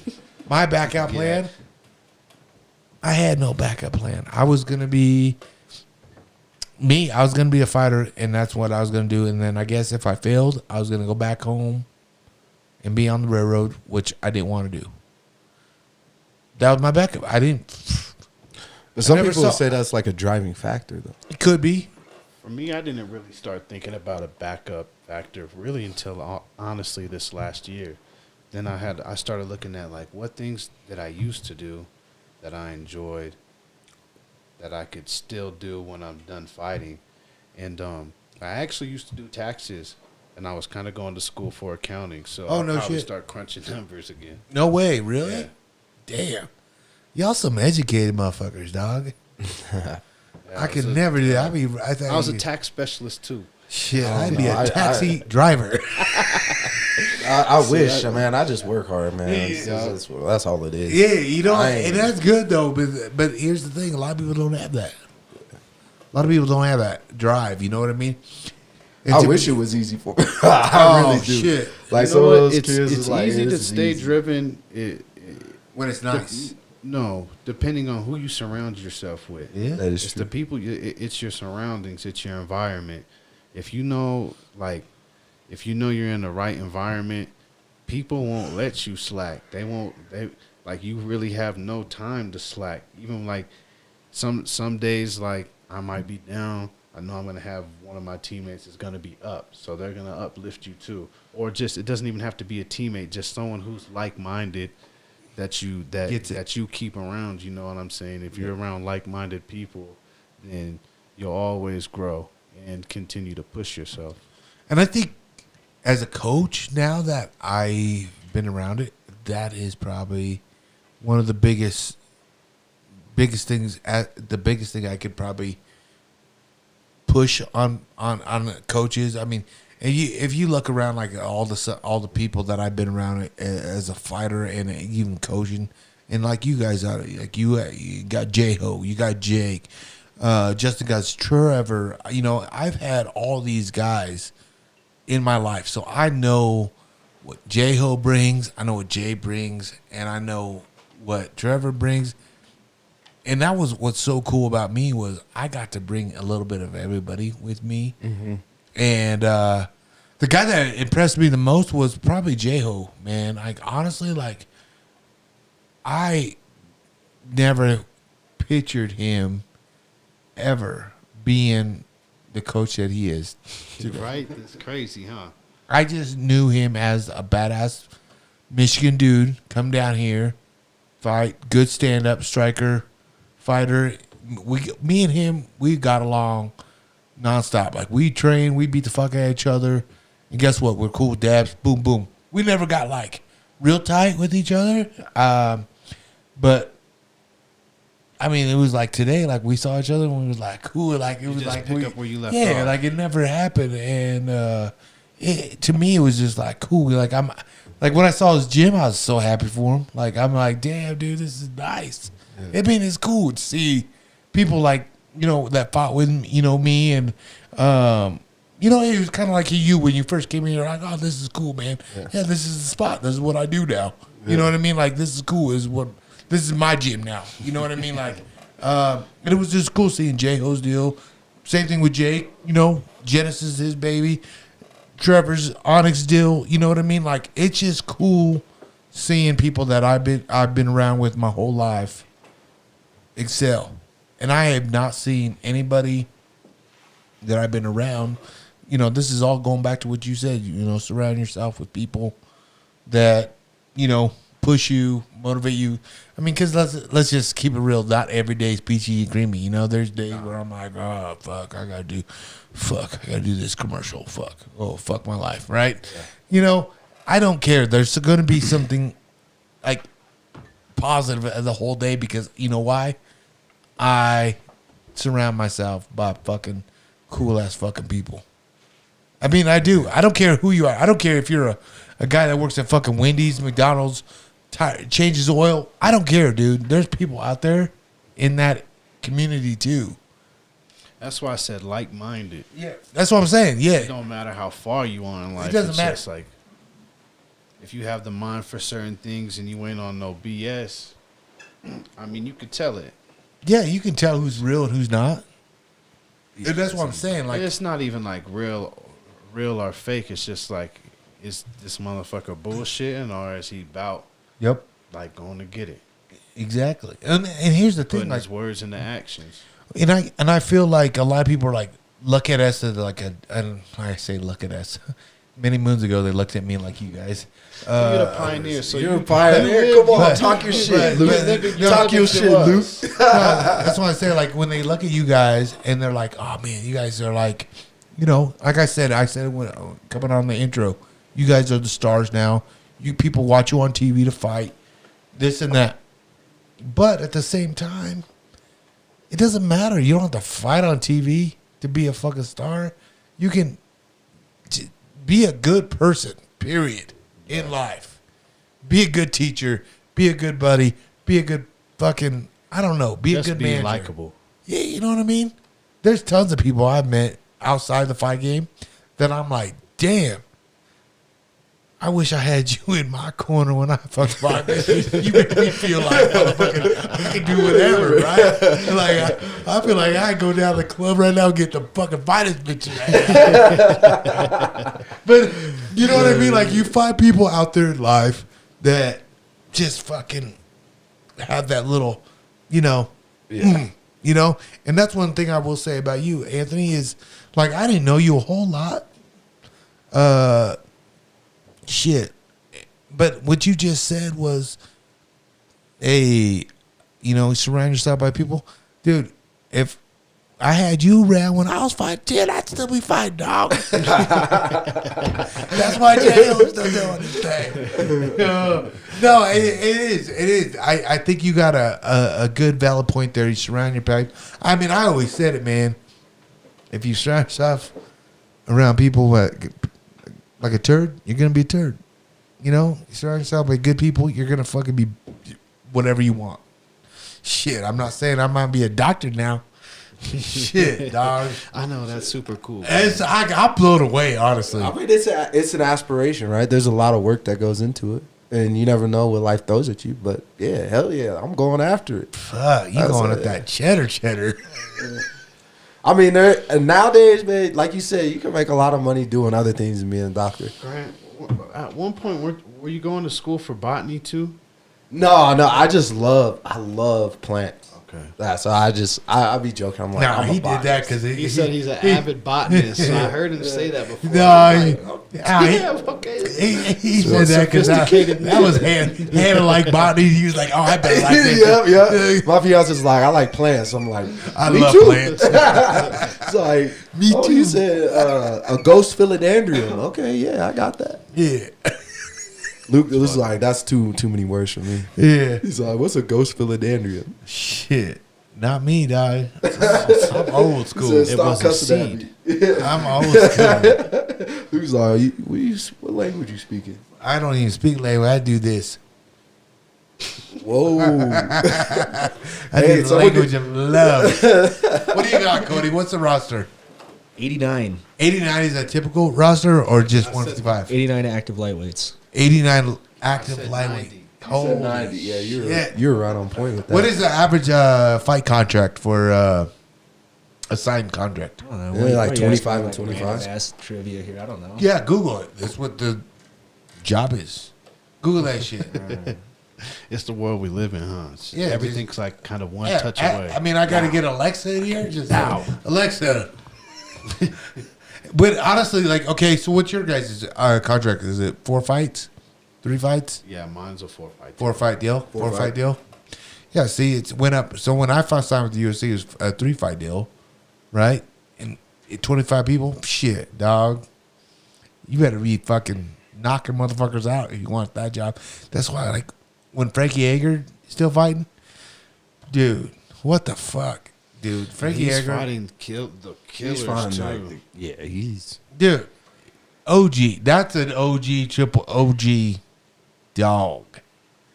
Yes. And to see him go out like that, dude, it sucked. Because, but that's just what happens, though. Guys stay out like that, and they just think they can still compete with the young pups, dude. I mean, he still has the skill, but sometimes you just lose that step, you know. All right, it says in 2020, the average UFC fighter made approximately $154,622 a year. Okay, say it again. 154,600 22. Is that profit? Well, it's just what they made, but it's Hell got no. Hell, that is like that's some doctor stuff right But- there. What does Trump say? Fake news. but yeah, no, it's Taxes. heavily skewed by the outliers. For example, Conor McGregor made $10 million in 2 fights. Oh, okay. So they're saying, you So said they're it's saying, the they're average. saying average. So So you had to take the outliers. they got another yeah. one. UFC 263 main card, average fighter made 220,000. Prelim card, average fighter made 85,000, and early prelim, average fighter made 35,000. Yeah, I was below that early prelim. I'd have been cool with that early prelim money. You know what I mean? Like, Yeah. it's crazy on how much it's changed. You know what I mean? Like, it's nuts, but Or fighting on the local circuit where you're fighting. Ah. Sometimes, like, you get to a point in your career. Like, I was fighting on the local circuit, but I was fighting the best guys out of the major organizations for peanuts. yeah. Where ticket peanuts, sales, like, where you were yeah. selling, Ticket sale. when you You had to selling get more the ticket ticket sales. sales to make more money in your purse. Yeah, you're not focused on just on fight. You're focused on getting people tickets. Yeah. And that was a fight too, because no one gets tickets until fight week. yeah. I got I'm in the tub. Yeah. In the tub, cutting weight, talking about, can I get some tickets, dog? Damn it, dude! I need this $5. Yeah. And sometimes they be fighters. Yeah. Like, bro, you know exactly what what's you do. going on right now. I know, Why would dude. you wait till fight week? I know. I honestly, man, Guys. I'm glad it's better. Honestly, I'm glad it's better for y'all. Hey, that local stuff was for the birds, though. It really was. Like, there was one fight I remember, and the guy that I was supposed to fight, I think he's in the UFC right now, but we were gonna fight for a title, and the purse, it was a 5-round fight, and it was supposed to be for 500 and 500, and it was right before I got signed into Bellator. $500. So that's $100. Round fight? Yeah, $100 a round, Bro. $100 a round, bro. That's what they I'm not offer. gonna lie. I fought for Sparta Combat local circuit, but they were coming up. I fought a 5-round title fight for $7,000 flat, not show win, just seven flat. So for a local circuit, That's nice. thanks Jeff Cisneros. That was love. Hey, listen sure. here, motherfuckers. For sure. I have fought 3 times in one night for a belt What? for The King of Sparta. $1,000. Times. Victory Fighting Championships, bro. So 3 MMA fights. Yeah. So how long were the rounds? 15 minutes, 5-minute rounds. Oh my So God. you potentially could have fought 45 minutes. Yeah, motherfucker. See, now they won't even Yeah, allow they- that. Yeah, dude. Yeah. I fought 2 fucking wars. My first 2 fights. Decisions. Won. Third fight. Won. My fucking opponent that I fought in the finals submitted, knockout, fought me. He was done in the first round, both fights. I was fucking fucked up going into that fucking. I could throw a kick. My Your shins foot was was all fucked. swollen. I couldn't even throw my toes out. They were fucked You're up. limping. $1,000, bro. That's wild. You went and got that, huh? $1,000. You went and got that right. And we're on a casino boat, Council Bluffs, Iowa. I gambled every single bit of that money that night, and I had shit to show for it but that belt. My coaches got fucked. bro, that's how bad it was. How bad it was. So when I hear, done to his last $20. $500 to buy my $500 a round. He's round. talking about like Wars, what is that? bro. Like war. So that's that's like That's a slap. that's in the like face, 25. That's like $25 a round. Yeah, Like, it's that's bad. crazy. It's though. bad. You want me to hold up? You want me to sell all these tickets? Have my friends, family in attendance. Which after probably like the first 50 tickets, that's gonna be more than my purse. Yeah. More than my purse. And you want me to fight for 25 minutes against another animal? Yep. Guess what? Ah, buddy, I'll sit that one out. I was like, hell yeah, let's do it, man. We gonna drink beer after this? Yeah, let's go. We needed guys like you. Yeah, I paid the way we y'all. That's what I say. Like, I hear. This is no fucking bullshit. Me cornering Justin Gaethje as a corner, 8-10 week camp, is more money than I ever made as my career. One fight. He takes great care of us. He does. He does great care. It's kind of sad though. I mean, you got to realize, like, I fought 40-some fights. 43 fights. I mean, I fought some kickboxing, Thai boxing bouts and stuff like that. But, dude, I fought on ESPN 2 Thai boxing bouts. I've done all that. I've done Strike Force. I've done UFC overseas. Me cornering Justin Gaethje. I'm living large, dog. When it gets like that, when all you want to do is see somebody else succeed, their success becomes your success. Well, it No, is. That's very true. Honestly, I'm not gonna say that. No. But my point of me saying that though was just like, where has like the revenue as came now? Like, I'm so happy for you guys making what you're making. Do I ever think you guys deserve more? Hell yeah, you guys do. That's why I was talking about boxing, MMA. Yes, do we deserve more because we cross train a hell of a lot more coaches, more training partners. You know, we go to facilities, different gyms, cross training. You know, this and that. Like, it fucking doesn't stop. The bills don't stop. The fucking nutrition doesn't stop. Food, the stuff that you want to put in your body. It's like $200-$300 a week. Yeah, like the brain shit now that you guys are all doing. Crazy. It's crazy stupid, right? Like, it all adds up. And like, that's why I say, like, you know, he just threw out a number of what people are making. That ain't shit to be an MMA fighter. So going back to what we were talking about, like what I asked you guys to, what would you tell an up-and-coming fighter that wants to be a fighter? What the fuck is wrong with you, dude? What the fuck is wrong with you? That's what I would say. What the fuck is wrong with you, dude? Do you eat paint chips as a kid? You know what I mean? Like, but there's a part of me like, who am I to tell you? Well, it's deeper than that. Like, you do all this shit for like 2 seconds, and that's to get your hand raised. But on everything in my life, that's probably the best feeling I've ever had in my life. It's just them putting my hand up. I sacrificed everything. I worked hard, and now my hand is being raised. And that person worked just as hard as me too. Yeah.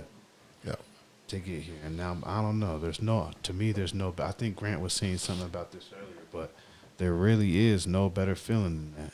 There And is. It's literally like you do all this training, 8 to 12 weeks of training, and in fighting there's really no season, so we're training like this almost all year round.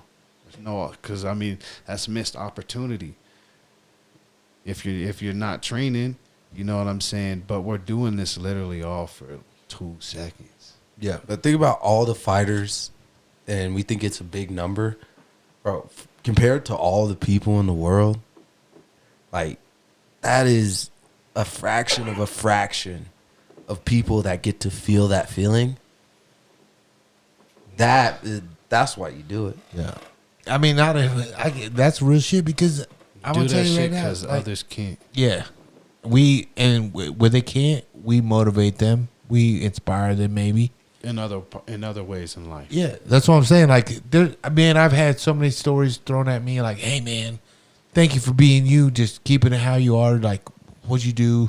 Like, I know you're just okay. Let's just take this last one I took the other day, 2 days ago.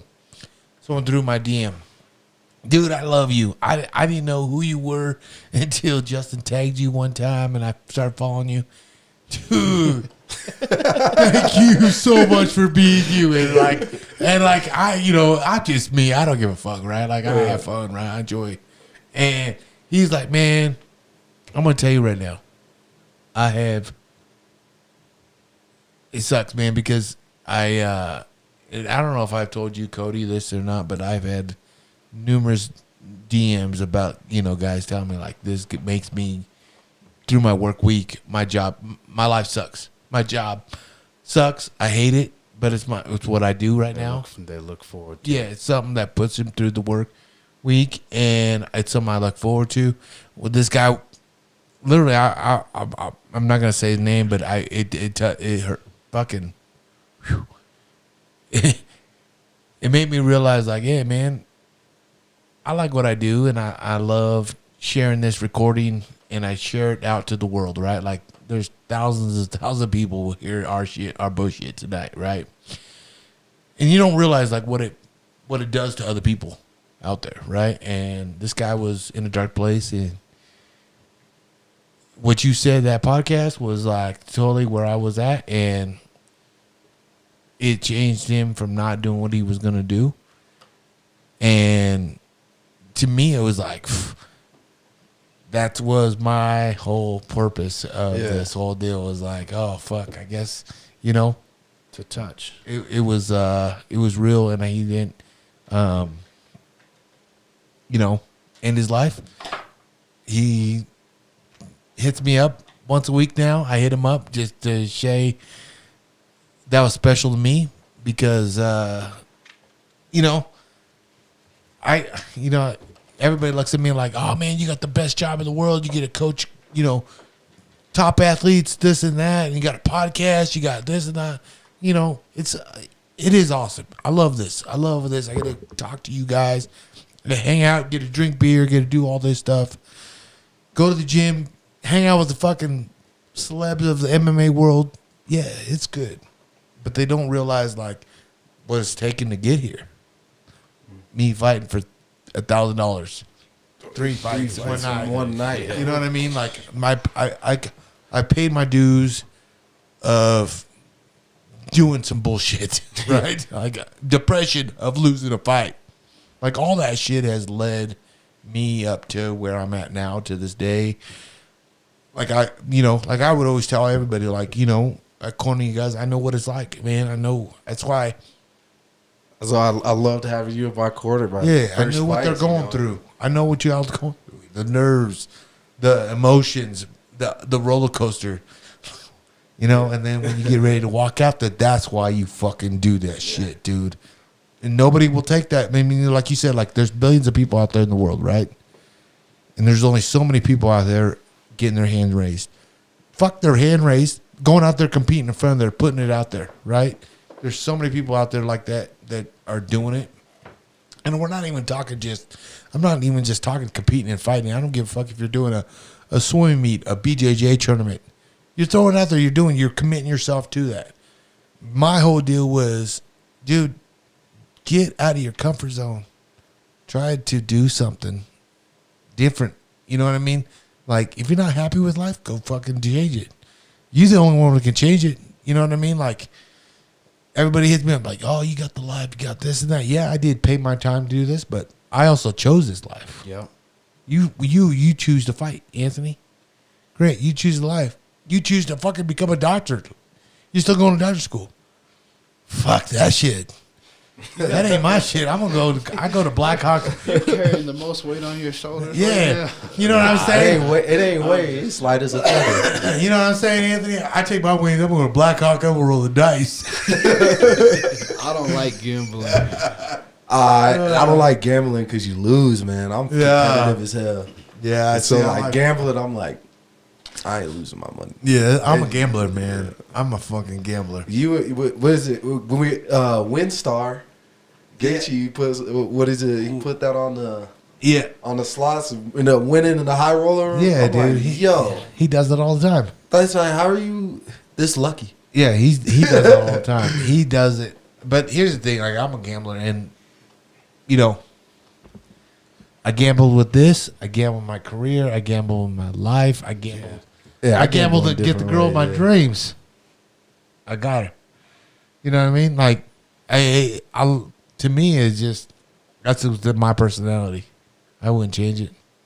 You know. So when I die, throw those dice. You know what I mean? Throw those dice on my coffin. Fucking, I'm saying. You know what I mean? That's what I want. I want that shit. You know, live it. You know. I don't know, man. Real quick, before we get out of the subject, real quick. This is one thing I want to know real quick. When it comes down to it, I mean, I've known you guys for a little bit now, but fuck, man, you guys always have the hip hop shit and music, man. The music that you guys have is the shit, the new shit. What do you guys get it at? Like, this is what I do. I listen to the music. Got satellite radio when I'm trying to hear all the new shit. Then I fucking go to fucking Grant's fucking Instagram, and he got some dope ass song on some dope ass video. And I'm like, damn, where's that fucking song at? I've never heard that fucking rapper before. What the fuck? Where do you guys get the shit? Where's the new era get the music at?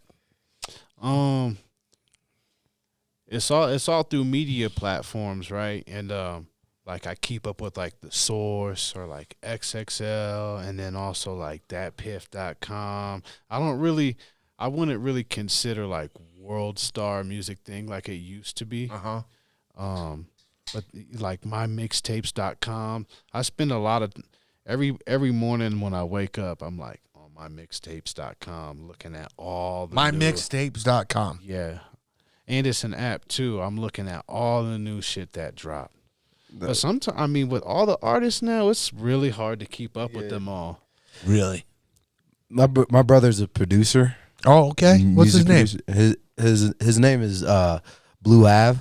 Okay. That's his stage name. His name's Tyler though. But he got me like really into music. But he started off in jazz and stuff.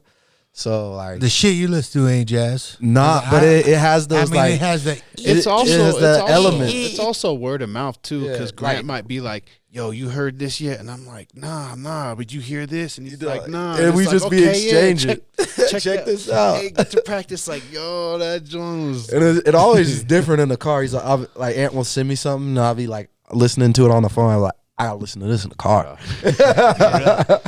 Well, I mean, everything I hear, like Grant comes in the gym when I was at the gym, and he get it on the boombox, right, and he puts his shit on, and then bam, I was like, what, dude? I fucking felt like King Kong. Ain't got shit on me. Genesis be slapping. They slap so hard that their little boombox don't even have bass no more. That shit's all treble. Oh no, they gotta change that shit. They need a new boombox. This quick break is brought to you by Crispy Boots. And I'm telling you, I've been rocking the new Laponians Gen 2s, and they are the best thing that's ever happened to my feet. Man, I'm talking lightweight, great ankle support, and I'm telling you, they look real snazzy. I love them. I used to rock the Thors, and man, these things blow them out of the water. I'm telling you, man, let's just keep it real. Crispy Boots, I'm a big fan, and I think all their boots are the bomb.com. You know, guys, check them out at crispyus.com. Damn, but We gotta get a new boombox. We got to hit up. What is it? Bump box. Box, yeah, that's hit it. them up. That's it. But that's what I said. Like every time and then like I was like, oh shit, what is that app that I have on your phone? Apple Music when you hear Shazam. Song. Yeah, Shazam. Oh, shit, whenever whenever Grant walks in and hits a fucking boombox, I hit Shazam Like 30 times. Boom.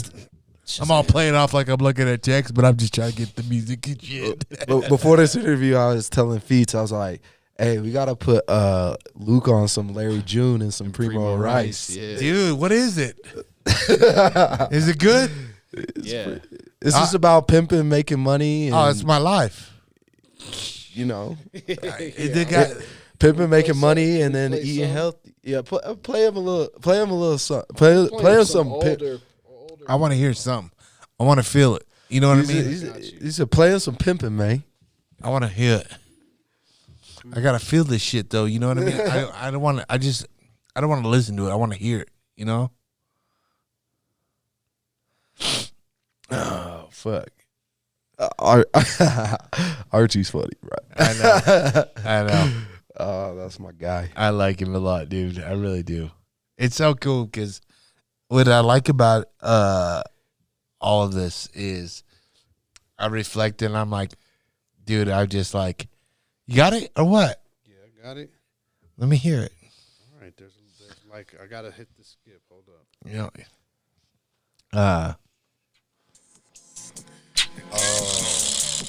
Oh, this is that cool pimping stuff right here. Oh, this is that Primo Rice. Damn, I'm about to make love to my wife.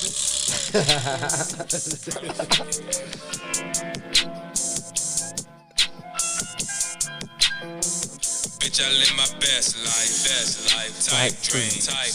I'ma go get a nigga sight green. Gotta keep them checks right, nice thing.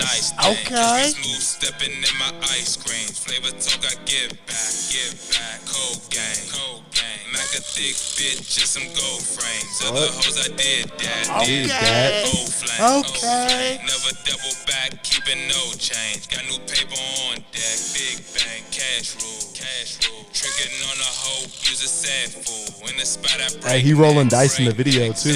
Oh, that's my shit. Show them titties, let me see your tattoos. I'ma make it shake some, break some. Oh, I like this fool. Fuck you right, drop you off at A some. Oh. Make a move, got some other cake coming. Okay. Rap a lot, pimp a hoe, it ain't nothing. Probably fuck your life up, Do it. Damn. Okay. This the player's anthem. That's the player's anthem, right there. Dude, That's a player's anthem okay, right I there. gotta give that one.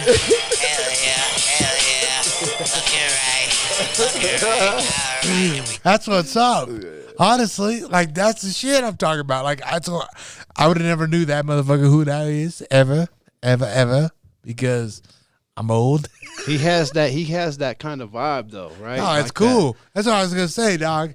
I thought it was gonna be like some making love music, but then he went hard. And that's what I'm Hit you with talking the about. switch up. Yeah, I like that. That's like that exclusive titty bar type shit. No, right? that's a VIP. VIP, yeah. But that, what's so funny is because like I throw shit on my Instagram, and I make these these reels of what I'm doing and this and that. And, I get all these guys from like fucking North Carolina, Vermont, like all these southern motherfuckers. Dude, where'd you get that rapper at, man? How'd you get this music at? And I'm like, yeah, I got my sources, dog. He's over on. And I'm over He's here- clicking through my story. He's like, "Hey, Grant, post a story." I'm like, damn, dog, give me some. And make sure you add some music to it. Hey, you know one thing I will say about the music, man? Dude, Pop Smoke, dude, if he was still alive, he'd be rolling through my IG right now, I guarantee you. He got the whole world going sturdy. Dude, Bro, Pop Everybody's Smoke, sturdy. Pop is. dude. You remember that first one? What was that one you gave? The first one you gave me with Pop Smoke, the first time I ever heard Pop Smoke. The one that said Mini Men. Oh yeah, Oh, the mini men with the 50 the mini Who was men on that with wish him, death though? upon me. Yeah. Blood in my eyes. Yeah, dude, that shit went hard for me Yeah. every day. My kids went to school hearing that Listen shit. in the pot. I was like, shut up, this is my shit. Leave me alone. Did you hear what he just said? Did you hear what he just said? Bars. This is my life. Bars. This is my life. Oh yeah, Do your chores. that went so hard though. Oh, dude. that song goes so hard. Honestly, man, like R.I.P. so I know who my guy is, but I want to know who your guy's guy is. First, real quick, let's go oldest to the youngest. Okay, I know I'm older than all you old young little lads. Tupac's my dog. Me personally, I think he's the best and the ever be. He's the Mac Tyson of the game. Prove me wrong. Who's up there? I think Tupac's definitely arguably up there. Just and it's more the music. He was like a revolutionary. Mm-hmm. You know what I'm saying? He he moved the people in a whole other way other than music itself, and I feel like he was going to be a true leader. And we don't have too many leaders like that. No. I mean, just matter of fact, this one's for Tupac. who's your guy? Then? Okay, you already said Tupac. Tupac's definitely one of my guys from. No, he's the only guy personally, but hey, I'll hear your second. My man Nas is pretty nice. Yeah, he's good, but My man Nas is he didn't do enough, dog. He didn't do enough. He's still making music. I don't know. Nas is nice. I mean, he's aight. Nah. He's aight. I mean, I'm arguably saying he's just aight. That's it. Lyrically, like he's one of the best, but okay, maybe not like the best music. Say it for me. Musicians. Thank you. Yeah, dog. You welcome back any day, man. It make me feel smart. There's just some shit I can't pronounce. It's okay. Me too. That's why we all get along here. Yeah, musicians. There we go. There we go. I can't say Saskatchewan. Saskatchewan. Saskatchewan. Yes, Saskatchewan. Saskatchewan. That's it. All right. Let me. That's a bullshit. Whatever. I can't even. Well, you're talking about old school. I can't. No, I can't. All time. And you brought up Nas. Oh, you said all time. Oh, yeah. All time. Oh, now you want to be like Wayne. Oh my Lil God! Wayne. That's what we were just saying. Hey. Look, Hey. look, you do this. Hey, listen. Lil Everybody Wayne. knows what that means. I ain't mad at you. Everybody knows what that means. I I mean, ain't if mad you're at talking you. about an all-time Lil Wayne even had like Jay-Z shook. Blowing. Polo dry showing. I like that song. I like him. I don't like all his music, but I do like. Wayne I has so I- much hey, material. People like be reminding him. I of shit know, that but he you did. can't. You can't. Here's the thing: Yeah, you it's put on a crazy. Tupac CD, you down. I don't care. I don't know. Yeah, no. Some of the best albums ever. Yeah. Machiavelli was a really good album. It really All Eyes was. on Me. All Eyes on Me was a good album too. Dude, I like all songs? I like. You're not trying to hit Machiavelli. one hit I wonders? like Machiavelli more, but Lil Wayne. A lot of people don't even know about 500 Degrees. 500 Degrees was fucking excellent album, and then he dropped The Carter. Carter, Which is nice. probably one of the best Best hip hop albums. albums of all time. And then to follow it up and go even harder on the Carter 2. Like, But here's there's the just- thing. Is Carter 2 your favorite? Carter 2 is probably my favorite. But here's the thing: You don't Anthony. like Carter I 4? don't know. You fucked Nah. up. You fucked up Carter though. 3 is three? all right. And- Carter 3 is all right. They're good too. They have their lane. They do have their lane, but actually, what Carter 5 did that come out through the pandemic? Pandemic. Yeah. That was a pretty good album. Listen, you fucked up. You said Nas. I thought we were talking about I don't give old a fuck. school You guys, just and- said you just but you said didn't even Nas. listen to I me. don't I give a said fuck. since you If I already said old school, look, you should have said like too you short or said- something. You said Too you short. said you didn't listen to I me. I just said said since you- you already said Tupac, I said Nas would be next. That's That exactly ain't what even I close. said. That's not even close. Nas is nice. Nah, you could have said Nas fucking is Dr. nice. Dre. Nas is nice because you know Nas is nice because Pac added Nas in them. And He felt Nas- sorry for that broke ass motherfucker. He said, "I'm gonna get you some chips with dip." Hey, if Tupac was mentioning you, you was on your shit. Yeah, you're good. You're yeah. good. Yeah, he did.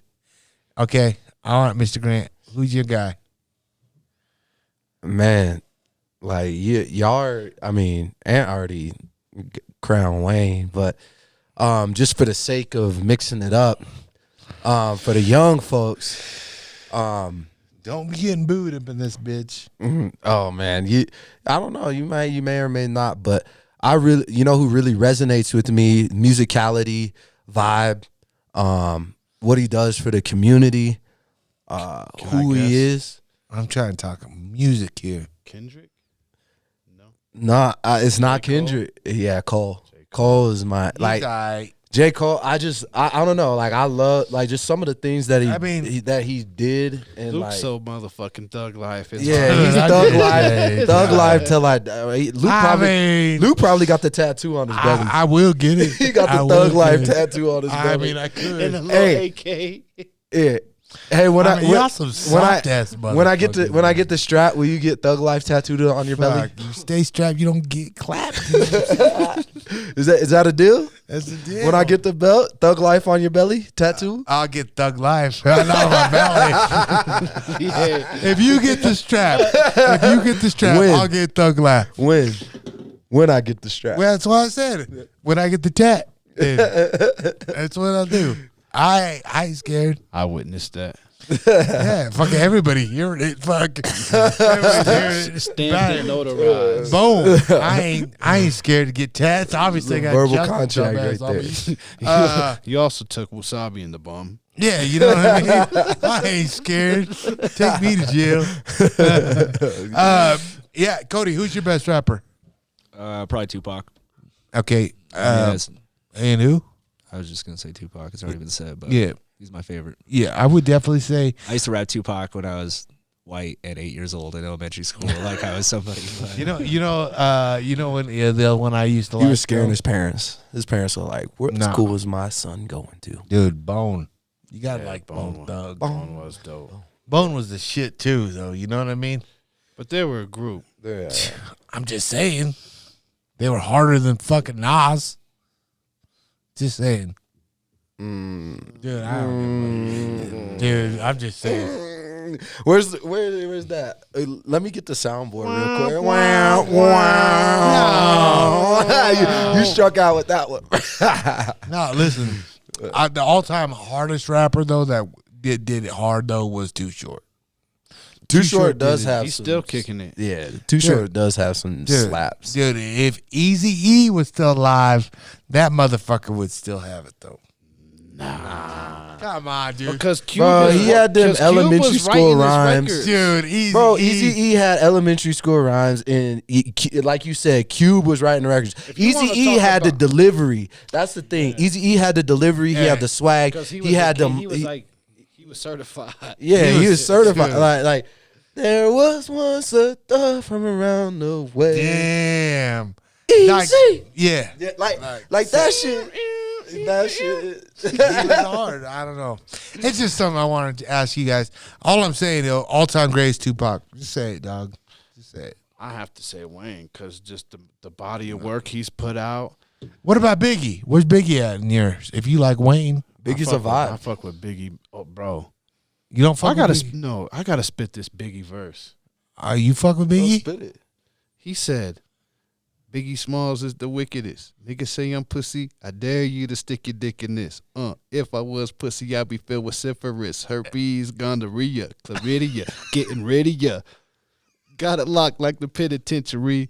Niggas mention me, who you choosing? The whack MC or the fat black MC? Jack MCs. Yeah. That boy was lyrical. Come on. Lyrical. I mean, Yeah. Biggie Hold on. is vicious. Yeah, this would be him. I am the clit commander. When it comes down to business, that's what I do. That's what he is, and if he could spit like that, you know, it doesn't. I don't even think you could find that verse. It was like on some old funk flex. MTV shit. Raps. It was MTV Yo. It was Funk Flex had it. Really? Mm-hmm. Yep. I mean, there was some, dude. I'm telling you right there, like him. I mean, I don't know, man. Those guys. I'm not gonna lie, man. When we was in the COVID lockdowns and having to get on our shiesty shit to train, bro, all I listened to doing these prison ass workouts was Biggie. That's the only thing I listened to. That was on just blast, repeat. Yeah, like Ready to Die, like Ready to Die, Biggie Underground. And then you Biggie Ready to Die. I just Ready say, to Die is probably it's one of the best albums. That I dual know. album. And then you said some bullshit like Nas. Fuck. bro, because Nas had. But Nas wouldn't be like Yeah, J. hard. Cole would. Bro, J. Illmatic- Cole wouldn't You be don't around do not- without Biggie. You know, Yeah, like yeah. I was just trying to. I'm trying to bring. Listen to this. Nah, y'all Nas don't was fuck the with first Y'all person. soft. Nas Y'all was the soft. first person to get 5 mics on an album with no features. He did Y'all all the some material soft. was just him. What do you mean? Have you even listened to Illmatic? Y'all soft. You ain't dog. even listened to it. Listen, That's dude, how I that's know like, you don't even know That's what like we're listening talking to about. Bernie Mac right now. You on don't the even. mic. You can't even. You can't talk to even. You can't speak put on Biggie this Smalls, because Tupac you- with Nas. Hell fucking you- no. never even listened to Nas. I thought you were supposed to be You OG Triple Nine. probably. Yeah, my hip hop caliber goes everywhere. But I'm not just Did hip someone hop. take a bong rip? Sound like a bong. I'm about to say, Don't burn your fingers. I'm about to say, no. Here, hell how about no. I put you on game? When we all leave, you finish that bottle and you listen to Illmatic. Oh yeah, I'm gonna hear this You shit. gonna listen, and then you I'm gonna gonna listen. I'm gonna give you credit when credit due. But I'm gonna tell you right now, it's bullshit. I'm listen. I'm gonna tell you right now. Yo, Luke on here talking crazy. No. Bro, you Crazy. Cole, you guys are young lads, dude. Dude, listen. How old are you? I'm 42. Just had a birthday. Okay, yeah, you definitely got some years on me. Yeah. Told you, dog. But it's also proximity too. No, proximity is old school. Like the thing is like that's like why that's the same reason why there's the argument of who's better, Jordan or There's LeBron. no argument. No, Like, don't say LeBron. Do No, not say no, LeBron. no. Like we're good. Like my generation didn't get to actually see Jordan play. Like they didn't get to see a game play. So like I'm talking about like, and so proximity, like music, You're right about obviously, that, though. like music obviously transcends like culture, and it you also said doesn't. you said who's better, LeBron or who's the And king? and Who's it the king? always look. you LeBron gotta- or Jordan? you Right gotta now, look. You gotta look. Grant, Grant, don't try to ignore this fucking question. everything gets better through time because of pioneers. Pioneers, Right? that's like what I'm you look saying. at Michael Jordan, then you started having guys like You're- Kobe, Iverson, then you start having LeBron James. And You're talking and to Chris- one right now. Look at me at MMA. I know. Exactly. Look at us. That's what I'm But saying. Now look, when you see these kids coming up in MMA, that's all they train. They don't know just I box and then I got into this and that. Like these, No, I they're trained coming up MMA. just training this. So the shit that you see them do is way different than yeah. what guys were doing back in the day. Dude. And it's like Chuck Liddell's one of the best, right? But he would fucking get cooked now. Oh. If he was fighting with the 85ers right now, at his peak, he would different. fucking get cooked. The Yeah. game and everything always gets better. Oh yeah, but just here's known fact: Michael Jordan's better than LeBron James. Michael Jordan is harder than LeBron James. Yeah, but he I was don't way think he's- harder than I don't think LeBron he's better James. than I don't him. know if he's better. He is the GOAT of basketball. I'm not Facts. saying he's not the GOAT. God damn That's it, facts. say he's the Facts. GOAT. That's facts. But this is LeBron is good. This is what I have to say to this though. Men lie, women lie, numbers don't. And those numbers LeBron has is fucking. He's crushed everybody. But you guys are talking about LeBron James. What about Steph Curry? Listen, I like that fool. What That about guy. Steph Dude, Curry? Hey, what about Dominic Wilkins? Spud Webb. Oh, yeah. Those motherfuckers can play. The game was a lot more rough back then, though. Bro, it was It was like, like, bro, look, they had the Jordan rule. It was like that was you like just- bro, a real that's- basketball used to be a physical sport. Oh yeah. It ain't. You can't get physical. It was like a contact. I would say more than it was a contact sport. Dude. Yeah. Bro, you see some of them blocks in the bro. Even Kobe in that last the Dream Team documentary, and Kobe was like, Pau Gasol's on the other team, and he goes, first play of the game, I'm knocking his fucking head in. I'm caving his fucking chest in. That's what he told LeBron James and all of them, and the Young Bucks, Dwayne Wade and LeBron James look at Kobe and they're like, what? That's your teammate on the Lakers. And he said, and he's like, that was Kobe. He was setting the tone. He said, first play of the game, I'm caving his fucking chest in. I seen that. Literally the video of it. Paul Gasol comes up to the top of the block, and Kobe Bryant runs right through his chest, lays him out, walks over him, set the tone, and they absolutely blew out Spain. They blew him out. Yeah. But like that if that happened now, They were Kobe talking about how they were looking at each Kobe's other thrown like- out of if Kobe did that now, he's thrown out of the game. He can't even play in the tournament. Facts. Y'all some soft ass motherfuckers. Nah, that was just a nowadays. hard foul. You know what I mean? Soft. That's just that was a hard foul. You forget I was born in the 80s. I just like throwing it out there. I was just like talking like y'all soft though. Is it because I'm fucking light skinned, Luke?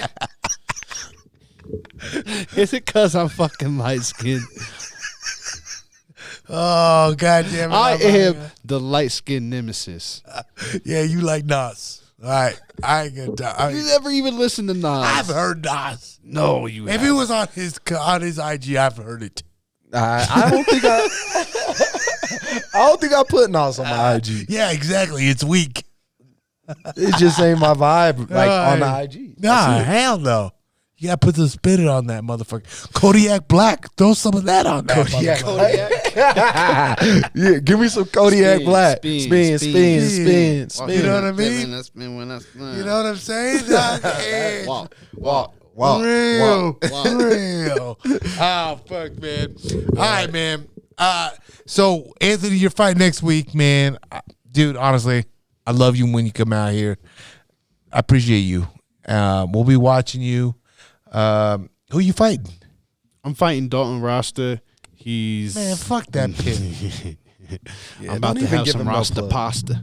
Yeah. What's up, man? How'd camp go? Good for you? Everything? Man, camp went great. Smooth. You know, I don't want to get really too far into it, but camp went great. I had the right people around.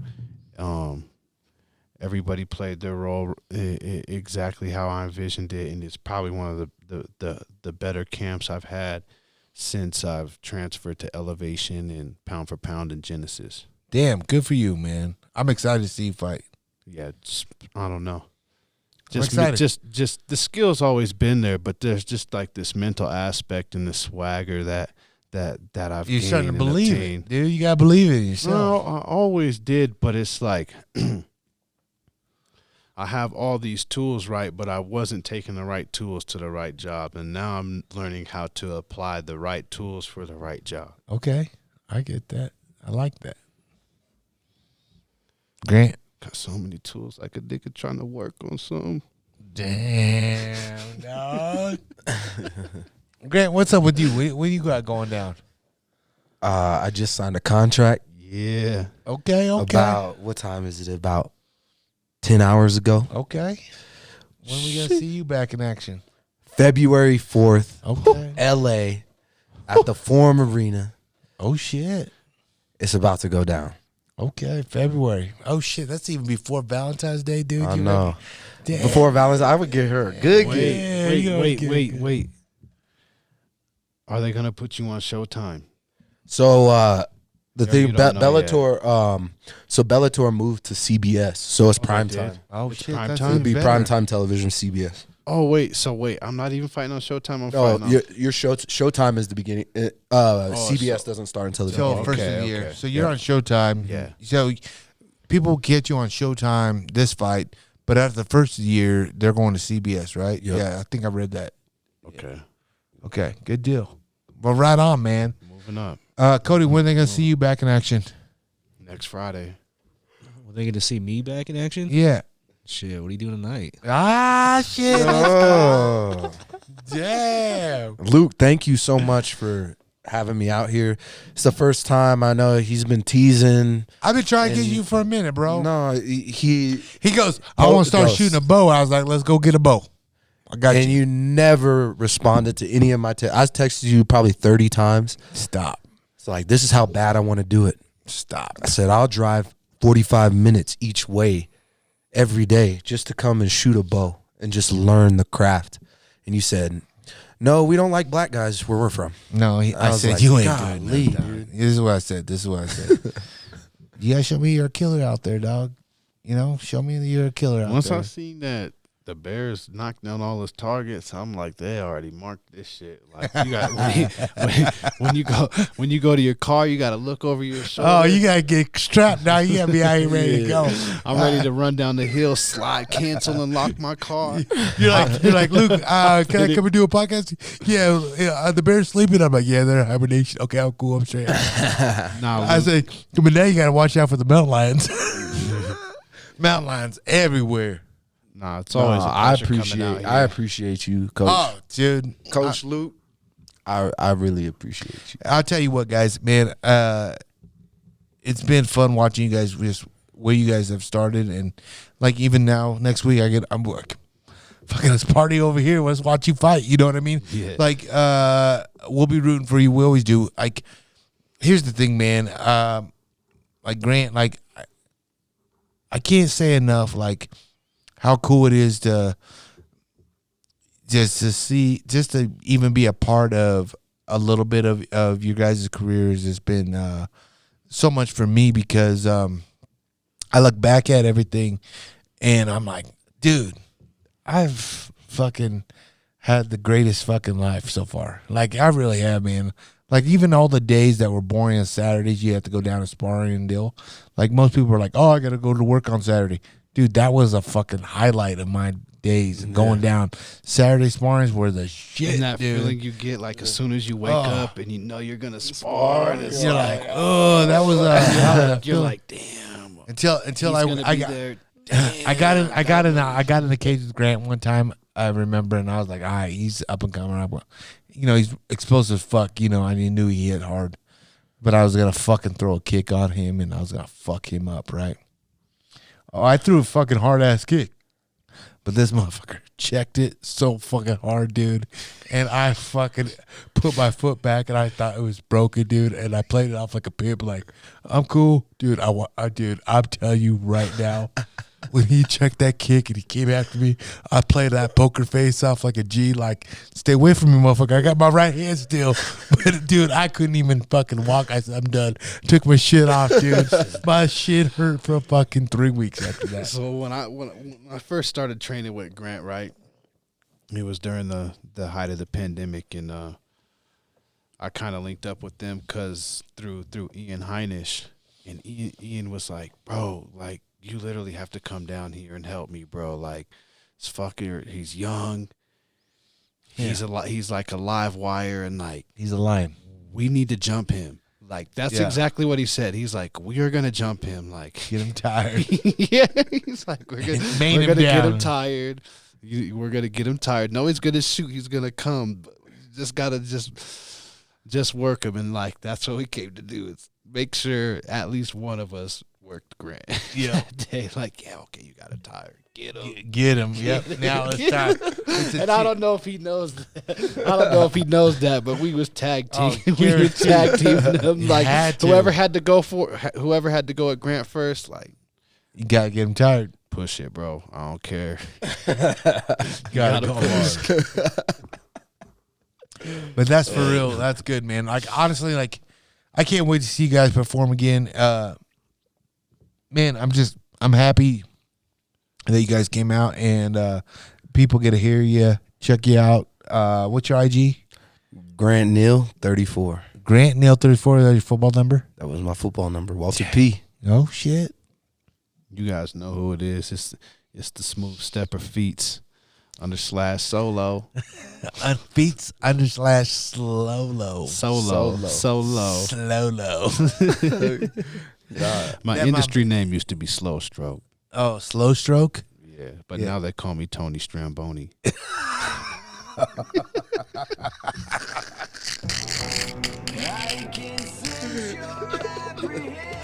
Oh, this motherfucker got me high. I'm laughing. I don't even know if that was funny, but that shit was funny. Oh, man. I tell you what, guys. Thank you. Fuck, we talked for a minute, boys. Guys, thank you. Appreciate you guys. Best of luck. Let me know if I can do anything for you guys. Always welcome back. Let's get a bow. Okay, let's go. I'll tell you what. I'll say it off the air. We got to go. Hey, guys, I wanted to hop on here and give you guys a big shout out and say thank you for all your support. Do me a favor. Check out that Bullhorn app. Give us a subscribe on that app. Man, you guys can watch us live right from your phone. Call in. Ask Cody questions, all from the app. So check it out. And make sure you guys give us a follow on the IG at GU_unfiltered_ and at Gladiators Unleashed. And if you're a patron, love you.